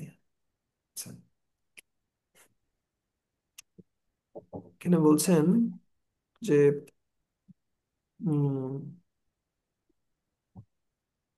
বাসনা করাটা অবশ্যই থাকবে, এটা বাসনা থাকবেই, বাসনাকে বাদ দেওয়া সম্ভব নয়। এবং স্নেহ, আম, ভালোবাসা, বাসনা, ক্রোধ, সমস্ত কিছুই থাকবে। এগুলো কোনো কিছুকে আমরা বিনাশ করতে পারবো না, কেননা সেগুলো হচ্ছে কিসের লক্ষণ? জীবনের লক্ষণ। কিন্তু সেগুলোর কি করা যাবে? উদ্দেশ্যের পরিবর্তন করা যাবে। এই বাসনা যখন ভগবানের সন্তুষ্টি বিধানের জন্য ব্যবহার হয়, তখন তাকে বলা হয় ভগবত ভক্তি।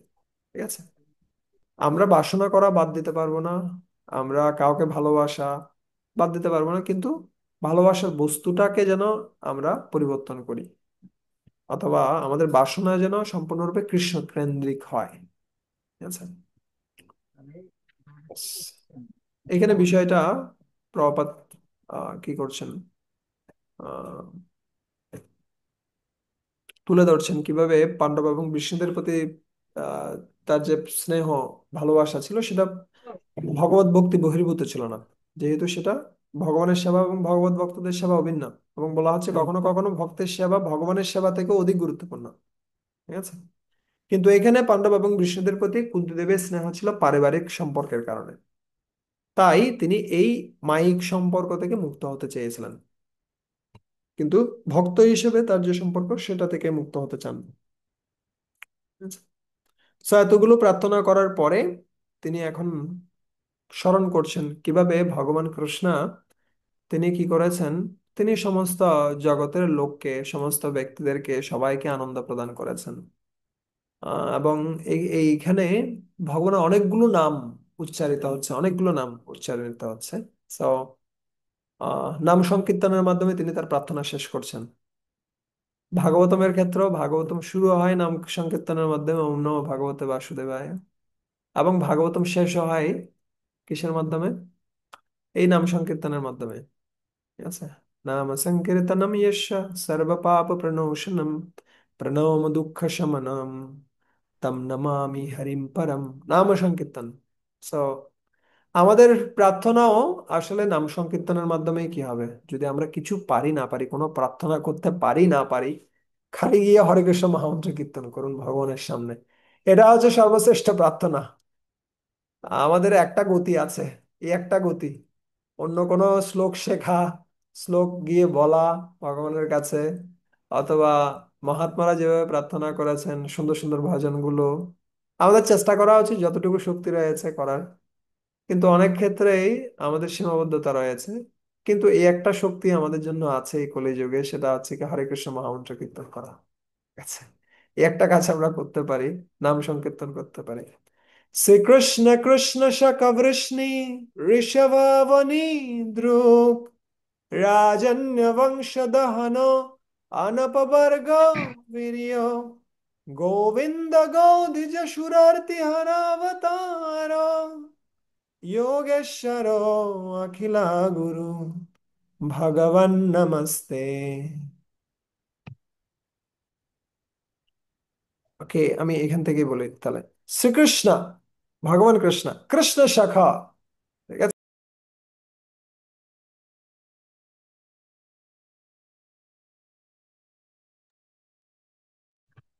হঠাৎ করে চলে গেছে মনে হচ্ছে ইন্টারনেট স্পিকার।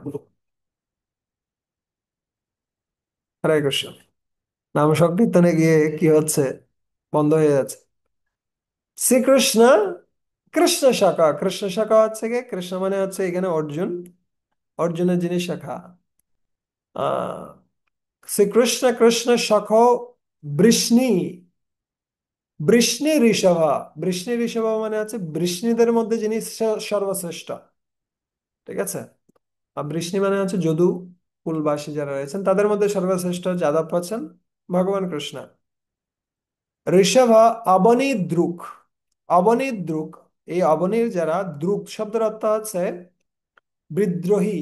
যে অবনীর যারা কি রয়েছেন, শত্রু রয়েছেন, সেই সমস্ত রাজন্য বংশ দহন, সেই যে সমস্ত রাজারা এই ধরনের অবনীর বা ধরনীর যারা শত্রু, সেই সমস্ত রাজাদের বংশসহ দহন করার জন্য যিনি অবতীর্ণ হয়েছেন। অনাপবর্গ বীর্য, এবং যিনি সমস্ত কার্যক্রম সম্পাদন করার পরেও তার বীর্য, তার শক্তি কখনো কি হয় না, হ্রাসপ্রাপ্ত হয় না। অনপবর্গ বীর্য, তার শক্তি কখনো হ্রাস পায় না।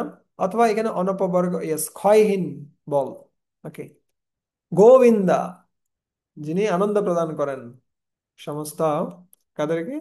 সমস্ত গাভীদেরকে আনন্দ প্রদান করেন, সমস্ত ইন্দ্রিয়কে আনন্দ প্রদান করেন, সমস্ত বৃন্দাবনবাসীদেরকে আনন্দ প্রদান করেন, বিশেষ করে তার আহ যে সমস্ত গোপিকারা ছিলেন তাদেরকে আনন্দ প্রদান করেন। গোবিন্দা গো দ্বিজ সুরার্তি হরা অবতার। এবং গাভী, দ্বিজ মানে হচ্ছে ব্রাহ্মণ, সুর মানে হচ্ছে এখানে ভক্ত বলা যেতে পারে, প্রপাত অনুবাদ করছেন ভক্ত, সুর এখানে দেবতা, এখানে বলছেন অবশ্য কোথায় ভক্ত, ব্রাহ্মণ এবং ভক্ত। ঠিক আছে। ভক্ত দিয়ে অনুবাদ করছেন কি করার সময় অনুবাদে, কিন্তু এখানে লিখছেন দেবতা। সো দেবতা এবং কাদের ভক্তদের আরতিহারও, তাদের যে কষ্ট সেটা নিবারণ করার জন্য যিনি অবতরণ করেন অবতারও। সো যোগেশ্বর, তিনি যিনি যোগীদের ঈশ্বর, যিনি অখিল গুরু, সমস্ত জগতের যিনি গুরু, সেই ভগবান, ভগবান নমস্তে, সেই ভগবানকে আমি প্রণাম করি। ঠিক আছে, এখানে অনেকগুলো ভগবানের নাম বর্ণনা করছেন।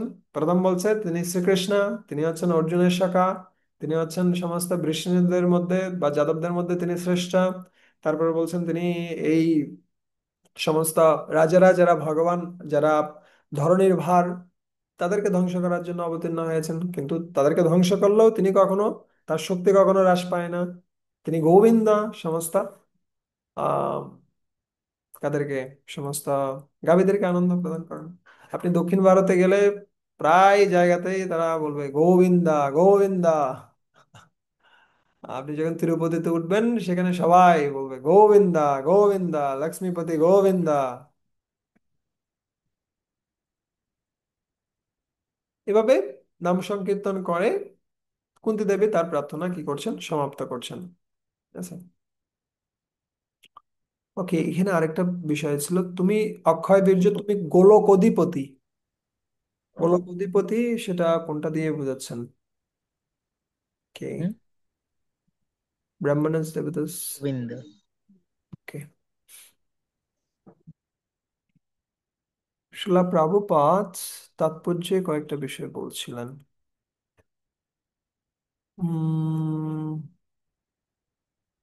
the cows, the brahmanas, the devotees of the Lord. হ্যাঁ, গাভী, ব্রাহ্মণ এবং তার ভক্তরা তার বিশেষ মনোযোগের বিষয়, কেননা জীবের সর্বাঙ্গীন মঙ্গল সাধনের জন্য তারা অত্যন্ত গুরুত্বপূর্ণ। গাভীরা গুরুত্বপূর্ণ, ব্রাহ্মণ গুরুত্বপূর্ণ, এবং ভক্তরা খুব গুরুত্বপূর্ণ। এদেরকে রক্ষা করার জন্যই ভগবান কি হন, অবতীর্ণ হন। কিন্তু এখনকার সময়ে কি করা হচ্ছে, এদেরকে হত্যা করা হচ্ছে সবচেয়ে বেশি পরিমাণে। গাভী হত্যা হচ্ছে, ব্রাহ্মণদের নিধন করা হচ্ছে, অথবা ভক্তদের নিধন করা হচ্ছে, তাই জগৎ কষ্ট পাচ্ছে। সেইভাবে তিনি তার প্রার্থনা শেষ করলেন। আর এই প্রার্থনা শেষে কি শুরু হয়ে গেল? এই প্রার্থনা শেষে ভগবান, ওকে, 45 থেকে 52 এই শ্লোকগুলোতে আমরা দেখতে পাবো শোক সন্তপ্ত মহারাজ যুধিষ্ঠিরের সাথে ভগবানের কথোপকথন হবে। সো এত সুন্দর প্রার্থনা শ্রবণ করে, প্রীথয়েত্তম কলপদয়ে পরিণুতাখিলোদয় মন্দম জহাস বৈকুণ্ঠ মোহয়ন ইব মায়য়া। পৃথ পৃথয়েত্থম, পৃথয়েত্থম, পৃথা, পৃথা হচ্ছে কুন্তিদেবীর অন্য নাম। সো পৃথার এত সুন্দর কলপদই, কলপদই মানে হচ্ছে কলধ্বনি বলা হয় না, খুব সুন্দর ধ্বনি, খুব সুন্দর পদে রচিতা, সুমধুর ভাবে রচিতা এই পরিণুত অখিলাদেয়। পরিণুত, পরিণুত হচ্ছে কি তার গুণকীর্তন। সো পৃথার এত সুন্দর, যে খুব সুন্দর শব্দে, খুব সুন্দর শব্দ চয়নের মাধ্যমে, এত সুন্দর শ্লোকে এই কিগুলো, এত সুন্দর গুণকীর্তন তিনি যে করেছেন, ভগবানের গুণমহিমা কীর্তন করেছেন, যার কোনো শেষ নেই আসলে, অখিলোদয়, যেটা শেষ নেই। ভগবানের অসীম গুণকীর্তনের, অসীম মহিমার যে সমস্ত গুণকীর্তন কে করেছেন, পৃথা করেছেন বা কুন্তিদেবী করেছেন, সেই সমস্ত কিছু শ্রবণ করে মন্দম জাহাস, জাহাস মানে হাসলেন, মন্দম মানে হচ্ছে সামান্য করে হেসেছেন ভগবান। ঠিক আছে, আর বৈকুণ্ঠ হচ্ছে কি ভগবানের অপর নাম হচ্ছে বৈকুণ্ঠ। ভগবান তিনি কি করলেন, সামান্য পরিমাণে হাসলেন, মোহায়ন ইভ মায়া। ঠিক আছে, ঠিক যেমনটা প্রভুপাদ বলছেন এখানে, সেই হাসি তার যোগ শক্তির মতোই মনোমুগ্ধকর। সো এখানে বিশ্বনাথ চক্রবর্তী ঠাকুর বর্ণনা করছেন, তিনি বলছেন এই মায়া শব্দের অর্থ হচ্ছে প্রেম। আচ্ছা, আর প্রভুপাদ বলছেন এখানে মায়া শক্তির, এখানে ইংলিশটাতে বর্ণনা করছেন, আমি দেখছিলাম ওখানে শব্দটা ব্যাখ্যা করছিলেন কৃপা শক্তি। মায়ার আরেকটা অর্থ হচ্ছে কৃপা। ঠিক আছে, ভগবান কৃপা আবিষ্ট হয়ে কি করছিলেন? হাসছিলেন। ঠিক আছে, অথবা তিনি প্রেমে আবিষ্ট হয়ে তিনি হাসছিলেন। ঠিক আছে, সো ওকে, প্রভুপাদ এটা লিখেছেন এখানে। কোথায় লিখেছেন? মায়া শব্দটি মোহ এবং কৃপা দুটি অর্থে ব্যবহৃত হয়। এখানে মায়া শব্দটি কুন্তী দেবীর প্রতি ভগবানের কৃপার অর্থে ব্যবহৃত হয়েছে। সো ভগবানের হাসি যখন কেউ দর্শন করে, সে সম্পূর্ণরূপে আর কোনো কিছুতে আকৃষ্ট হয় না, যেটা আমরা আগেও বর্ণনা করছিলাম। আহ আমরা তৃতীয় স্কন্ধে গিয়েও দেখবো, কপিল দেব বর্ণনা করছেন। হাসম হরের অনবত অখিল লোক তীব্র শোকশ্রুসাগর বিশোষণম অতিউদারম সম্মোহনায় রচিতম নিজমায়েশ ভ্রুমণ্ডলম মুনিকৃতে মকরোদজস্য। হাসম হরের, যখন কেউ ভগবানের হাসি দর্শন করেন, মুখমণ্ডল, হাস্যোজ্জ্বল মুখমণ্ডল দর্শন করেন, তখন কি হয়? অনবত অখিল লোক তীব্র শোকাশ্রু সাগর। সো জীবের যে কোটি কোটি জন্মের যে কষ্ট রয়েছে, এবং তার ফলে তারা যে সমস্ত, তারা যে পরিমাণ অশ্রু কি করেছেন, বিসর্জন করেছেন, সবগুলো যদি এক করা হয়, এটা একটা বিশাল সাগর হয়ে যাবে। বিশাল সাগর। প্রত্যেকটা জন্মে যে পরিমাণে আমরা কান্না করেছি, সব যদি এক করা হয়, বিশাল একটা সাগর হয়ে যাবে। কিন্তু সেই সাগরটা মুহূর্তের মধ্যে তিনি কি করেন? শোষণ করেন। আহ বিশোষণম অতি উদারম, তিনি মুহূর্তের মধ্যে শোষণ করেন এবং তিনি অত্যন্ত উদার। সম্মোহনায় রচিতম নিজমায়েশ, তিনি বিশেষভাবে এই ভ্রুমণ্ডলকে তিনি কি করেছেন? সৃষ্টি করেছেন। ভ্রুমণ্ডলম মুনিকৃতে মকর দেজস্য।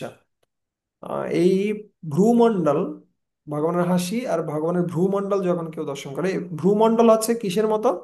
একটা জিয়াবিহীন ধনুকের মতো। আমরা সাধারণত কামদেব তিনি কিছু বাণ নিক্ষেপ করেন, যখনই কোনো ব্যক্তিকে দর্শন করেন তিনি কিছু বাণ নিক্ষেপ করেন। এই কামের বাণ থেকে কেউ যদি মুক্ত হতে চায়, তাহলে ভগবানের যে ভ্রুমণ্ডল রয়েছে সেটার উপর ধ্যান করা উচিত। আর তখন এখান থেকে প্রেম বাণ নিক্ষিপ্ত হবে, আর একটা বাণ আরেকটা বাণকে কি করবে? ধ্বংস করবে। ঠিক যেমনি একটা অ্যাটম বোম, একটা অ্যাটম বোমা আরেকটা অ্যাটম বোমাকে কি করে? ধ্বংস করে। তাই না? একটা ব্রহ্মাস্ত্র আরেকটা ব্রহ্মাস্ত্রকে ধ্বংস করে। তাই আমরা যদি কাম বাণ থেকে মুক্ত হতে চাই, তাহলে আমাদেরকে কি করতে হবে? প্রেম বাণের আশ্রয় নিতে হবে। আর সেই প্রেম বাণটা কোথায় পাওয়া যাবে? যখন ভ্রুমণ্ডলম মুনিকৃতে মকরদর্শ, ভ্রুমণ্ডলের উপরে যখন আমরা বিশেষভাবে ধ্যান করব, যেটা কাদের জন্য তৈরি করা হয়েছে? বিশেষভাবে ভক্তদের জন্য তৈরি করা হয়েছে। ঠিক আছে, এই 45 থেকে 52 এই শ্লোকগুলোতে আমরা দেখবো যুধিষ্ঠির মহারাজ তিনি কি করছেন। তিনি আহ, তিনি শোকাতুর হয়ে তিনি নিজেকে ধিক্কার দিচ্ছেন। বিশেষ করে অনুবাদ পড়ুন তো।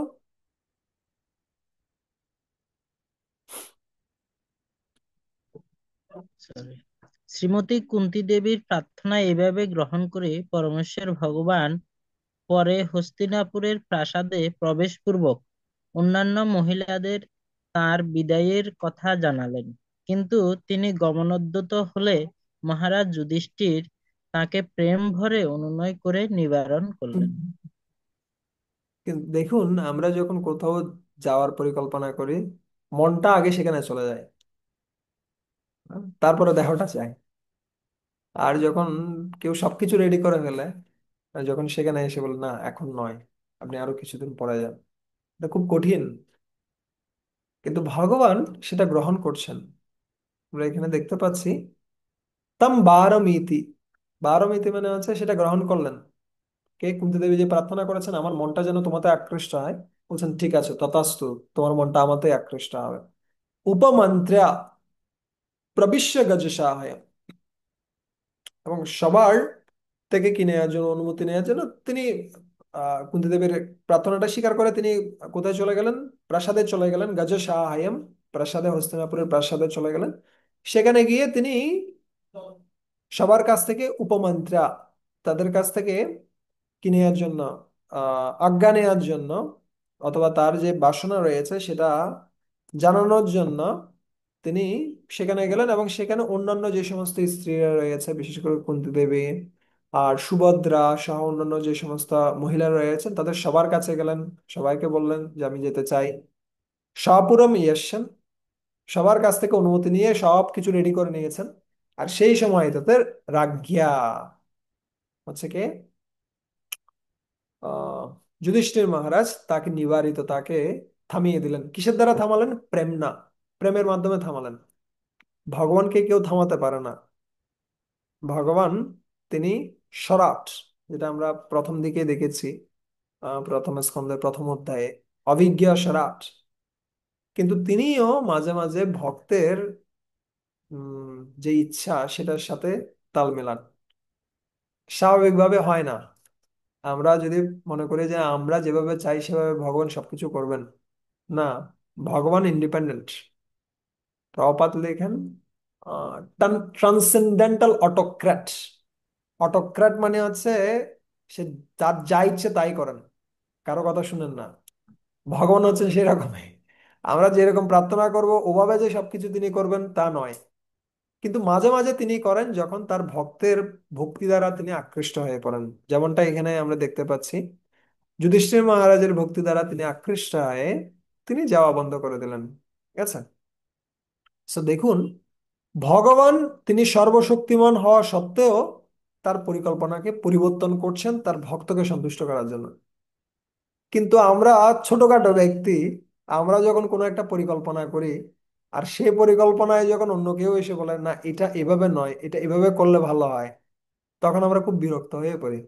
এ, আমার পরিকল্পনা যেরকম সেরকম চলবে, কেন আমি আপনার কথা শুনতে যাব? আমরা শুনতে চাই না। আমরা সেটার সাথে কি করতে চাই না, ভক্তদের যে ইচ্ছা বা যেটা, যেটার দ্বারা জগতের কল্যাণ হবে বা সোসাইটির কল্যাণ হবে, সেটার সাথে আমরা আমাদের নিজস্ব পরিকল্পনাকে মেলাতে চাই না অনেক সময়।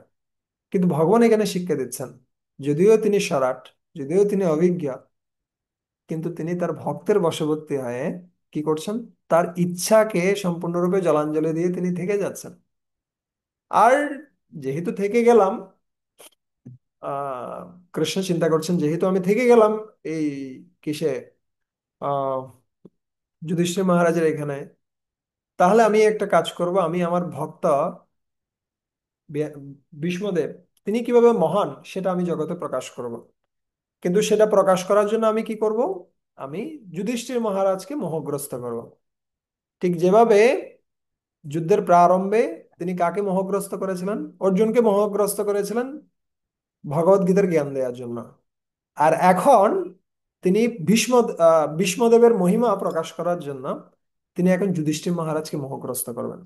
আচ্ছা, এই জন্য বলছেন ব্যাসাত ঈশ্বর ঈশ্বরে ঈশ্বর ইহাজ্ঞে কৃষ্ণেনাদ্ভুত কর্মণা প্রবোদিত অপীতিহাসের নাবুদ্যাৎ সুচার্পিতঃ। অনুবাদ পড়ুন তো, রত্নজিৎ প্রভু। হ্যাঁ। ব্যাসদেব প্রমুখ মহর্ষিগণ এবং অদ্ভুত কর্মা স্বয়ং শ্রীকৃষ্ণ ইতিহাস আদি শাস্ত্রসমূহের প্রমাণ উল্লেখপূর্বক উপদেশ দেওয়া সত্ত্বেও শোকসন্তপ্ত মহারাজ যুধিষ্ঠির শান্তি পেলেন না। হ্যাঁ, উনি বলছেন ব্যাসাত, ব্যাসদেব যেখানে রয়েছেন সরাসরি ভগবানের সত্তাবেশ অবতার, কিসের জন্য? গ্রন্থসমূহ রচনা করার জন্য। সমস্ত জ্ঞানের আধার হচ্ছেন ব্যাসদেব। আর অন্যদিক দিয়ে ঈশ্বরও, সর্বশক্তিমান ভগবান শ্রীকৃষ্ণ সেখানে রয়েছেন। অন্যদিক দিয়ে সমস্ত জ্ঞানের অধিকারী কে রয়েছেন? ব্যাসদেব রয়েছেন। কিন্তু এই সমস্ত ব্যক্তিরা কেউ কি করতে পারছে না, যদিও ইতিহাস পুরাণ সমস্ত কিছু থেকে কি দিচ্ছেন, জ্ঞান প্রদান করছেন, কিন্তু তথাপি প্রবোধিত সান্ত্বনা দিতে পারছে না। কাকে সান্ত্বনা দিতে পারছে না? যুধিষ্ঠির মহারাজকে সান্ত্বনা দিতে পারছে না, যিনি সুচার্পিত, যিনি শোকাভিভূত রয়েছেন। কিসের জন্য শোকাভিভূত রয়েছেন সেটা আমরা পরবর্তীতে দেখব, কিসের জন্য শোকাভিভূত। আহ কিন্তু এখানে একটা বিষয় হচ্ছে, যখন কেউ শোকাভিভূত থাকেন, যখন কোনো কঠিন পরিস্থিতি আসে, সেটা এমন নয় যে আমাদের জ্ঞান অথবা আমাদের যে সমস্ত যোগ্যতা অথবা আমাদের যে অভিজ্ঞতা অথবা আমাদের যে শক্তি, সেগুলো দিয়ে আমরা যে সমাধান করতে পারবো তা নয়। কখনো কখনো এমন কোনো ব্যক্তি আসতে পারেন যে হয়তো তেমন কোনো জ্ঞানী নন, তেমন কোনো বিশাল লেকচারারও নন, কিন্তু তিনি এমন একটা কথা বলে দিলেন যার মাধ্যমে এই বিশাল সমস্যাটা সমাধান হয়ে গেছে। তাই আমাদের শক্তি থেকেও ভগবানের যে আয়োজন সেটা বেশি গুরুত্বপূর্ণ। ভগবান কাকে যে কখন শক্তি প্রদান করেন সেটা বুঝতে পারাটা খুব কঠিন। তাই জন্য বর্ণনা করা হচ্ছে কৃষ্ণেন অদ্ভুত কর্মণা। কৃষ্ণের যে কর্ম সেটা বুঝতে পারাটা খুব কঠিন। কৃষ্ণ বাইরে থেকে বলছেন যে এই কারণ ওই কারণ ওই কারণ, যার কারণে তোমার কি হচ্ছে, তুমি এরকম শোকাভিভূত হচ্ছে, কিন্তু তোমার এরকম শোকাভিভূত হওয়া উচিত নয়, তুমি আমার কথা শুনো। কিন্তু ভিতর থেকে ভিতরে গিয়ে ভগবান যুধিষ্ঠির মহারাজকে বলছেন, না তুমি আমার কথা শুনো না, আমার কথা তোমার কি হওয়া উচিত নয়, আমার কথাই তোমার এই শোক পরিত্যাগ করা উচিত নয়, তুমি আমার কথা বুঝো না। বাইরে থেকে বলছেন এক কথা, ভিতরে গিয়ে বলছেন আরেক কথা। কেন? এটা পরবর্তীতে আমরা দেখব। বিশেষত ভীষ্মের যে মহিমা সেটা কীর্তন করার জন্য তিনি এই কাজটা করছেন। আচ্ছা, ইয়েস। হ্যাঁ, মহারাজ যুধিষ্ঠির ভীষ্মদেবের বাণীর দ্বারা সান্ত্বনা লাভ করুন, যার ফলে সমস্ত জগৎ দেখতে পাবে যে ভীষ্মদেবের জ্ঞান অন্য সকলের জ্ঞানকে অতিক্রম করেছিল, এমনকি পরমেশ্বর ভগবানেরও। সেজন্য তিনি এই কাজটা করেছিলেন। সো অনুবাদ পড়ুন তো।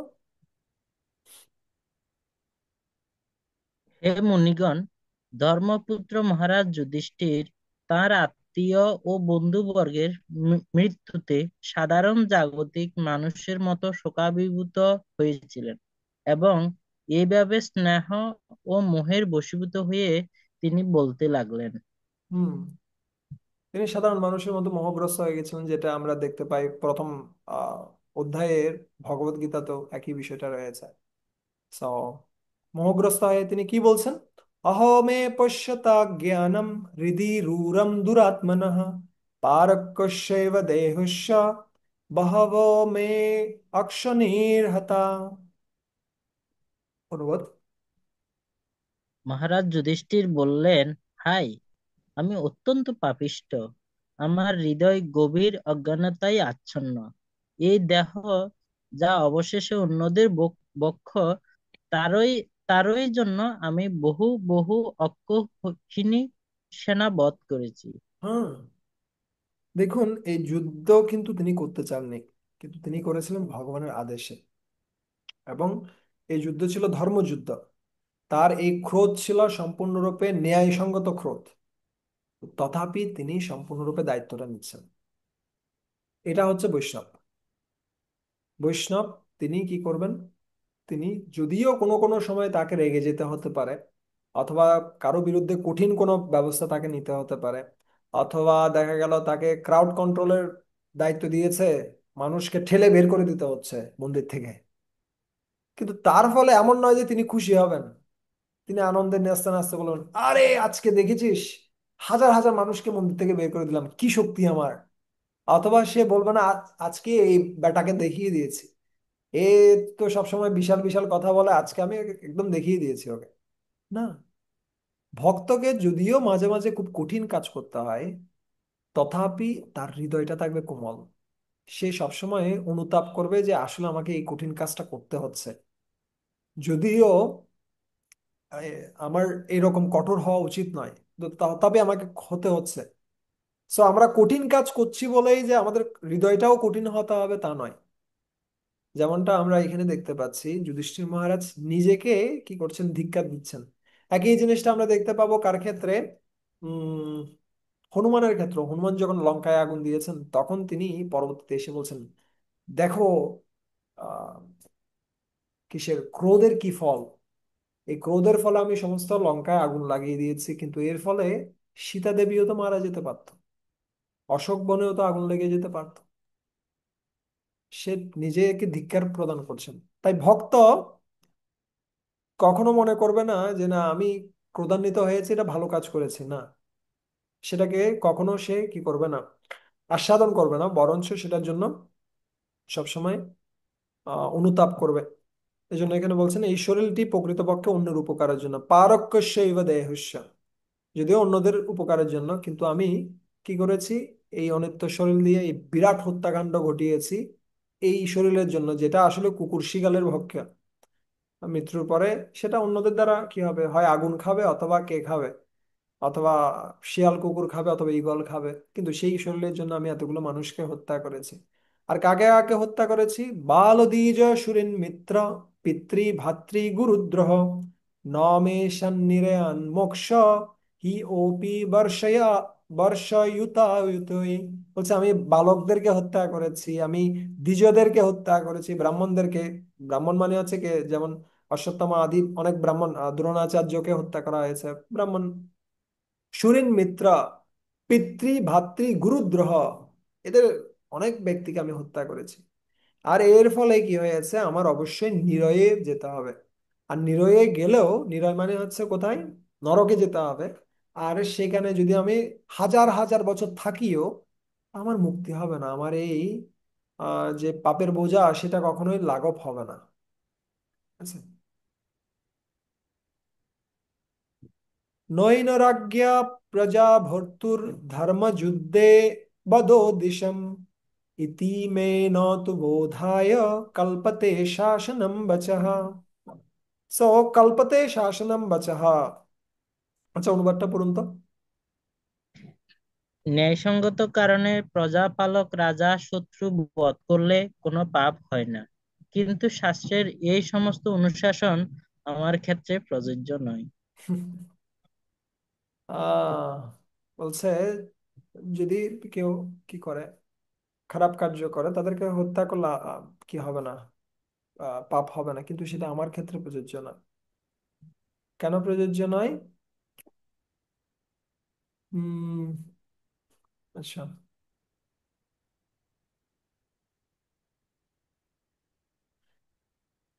এখানে বিশ্বনাথ চক্রবর্তী ঠাকুর বর্ণনা করছেন যে যদি কারা দুর্যোধন, এখানে প্রভুপাদ বর্ণনা করছেন, মহারাজ যুধিষ্ঠির মনে করছিলেন যে রাজ্য শাসনের ব্যাপারে তিনি প্রকৃতপক্ষে যুক্ত ছিলেন না।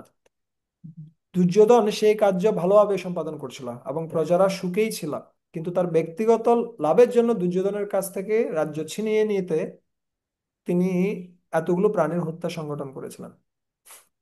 আসলে যুধিষ্ঠির, দুর্যোধন আসলে আততায়ীদের যা সমস্ত কার্য সবগুলো করেছেন।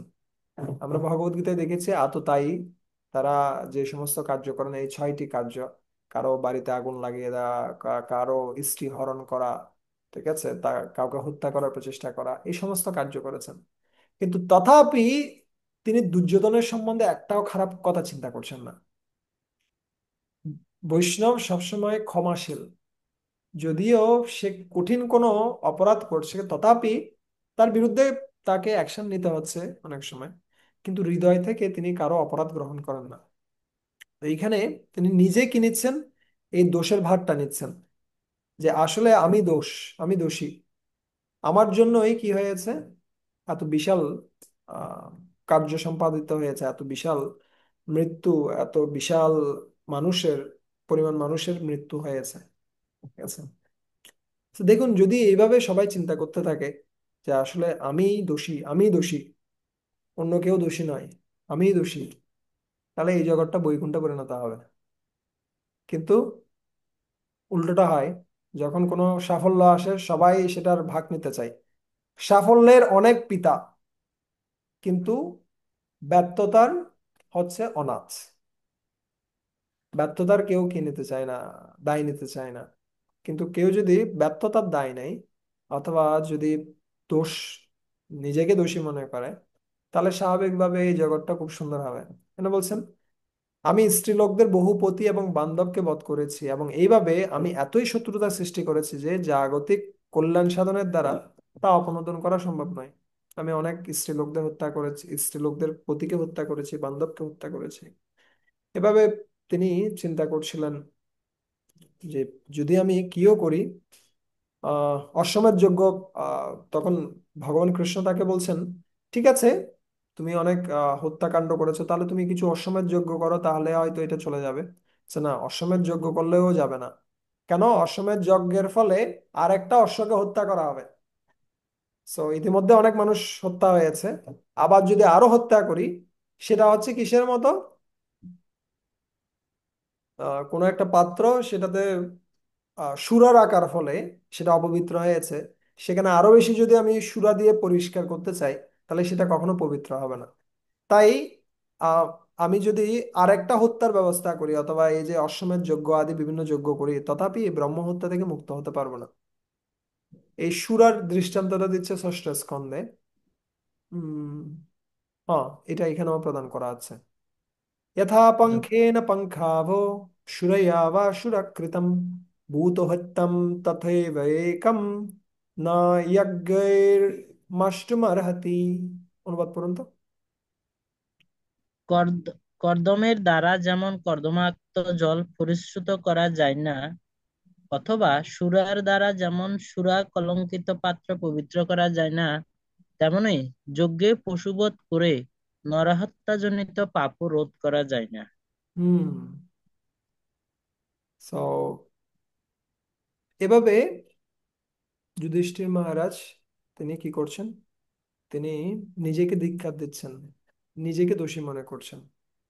আর সেখানে ব্যাসদেব তাকে সান্ত্বনা প্রদান করার প্রচেষ্টা করলেন, ভগবান শ্রীকৃষ্ণ তাকে সান্ত্বনা প্রদান করার প্রচেষ্টা করলেন, কিন্তু এই সমস্ত সান্ত্বনার কোনোটি কাজ করলো না।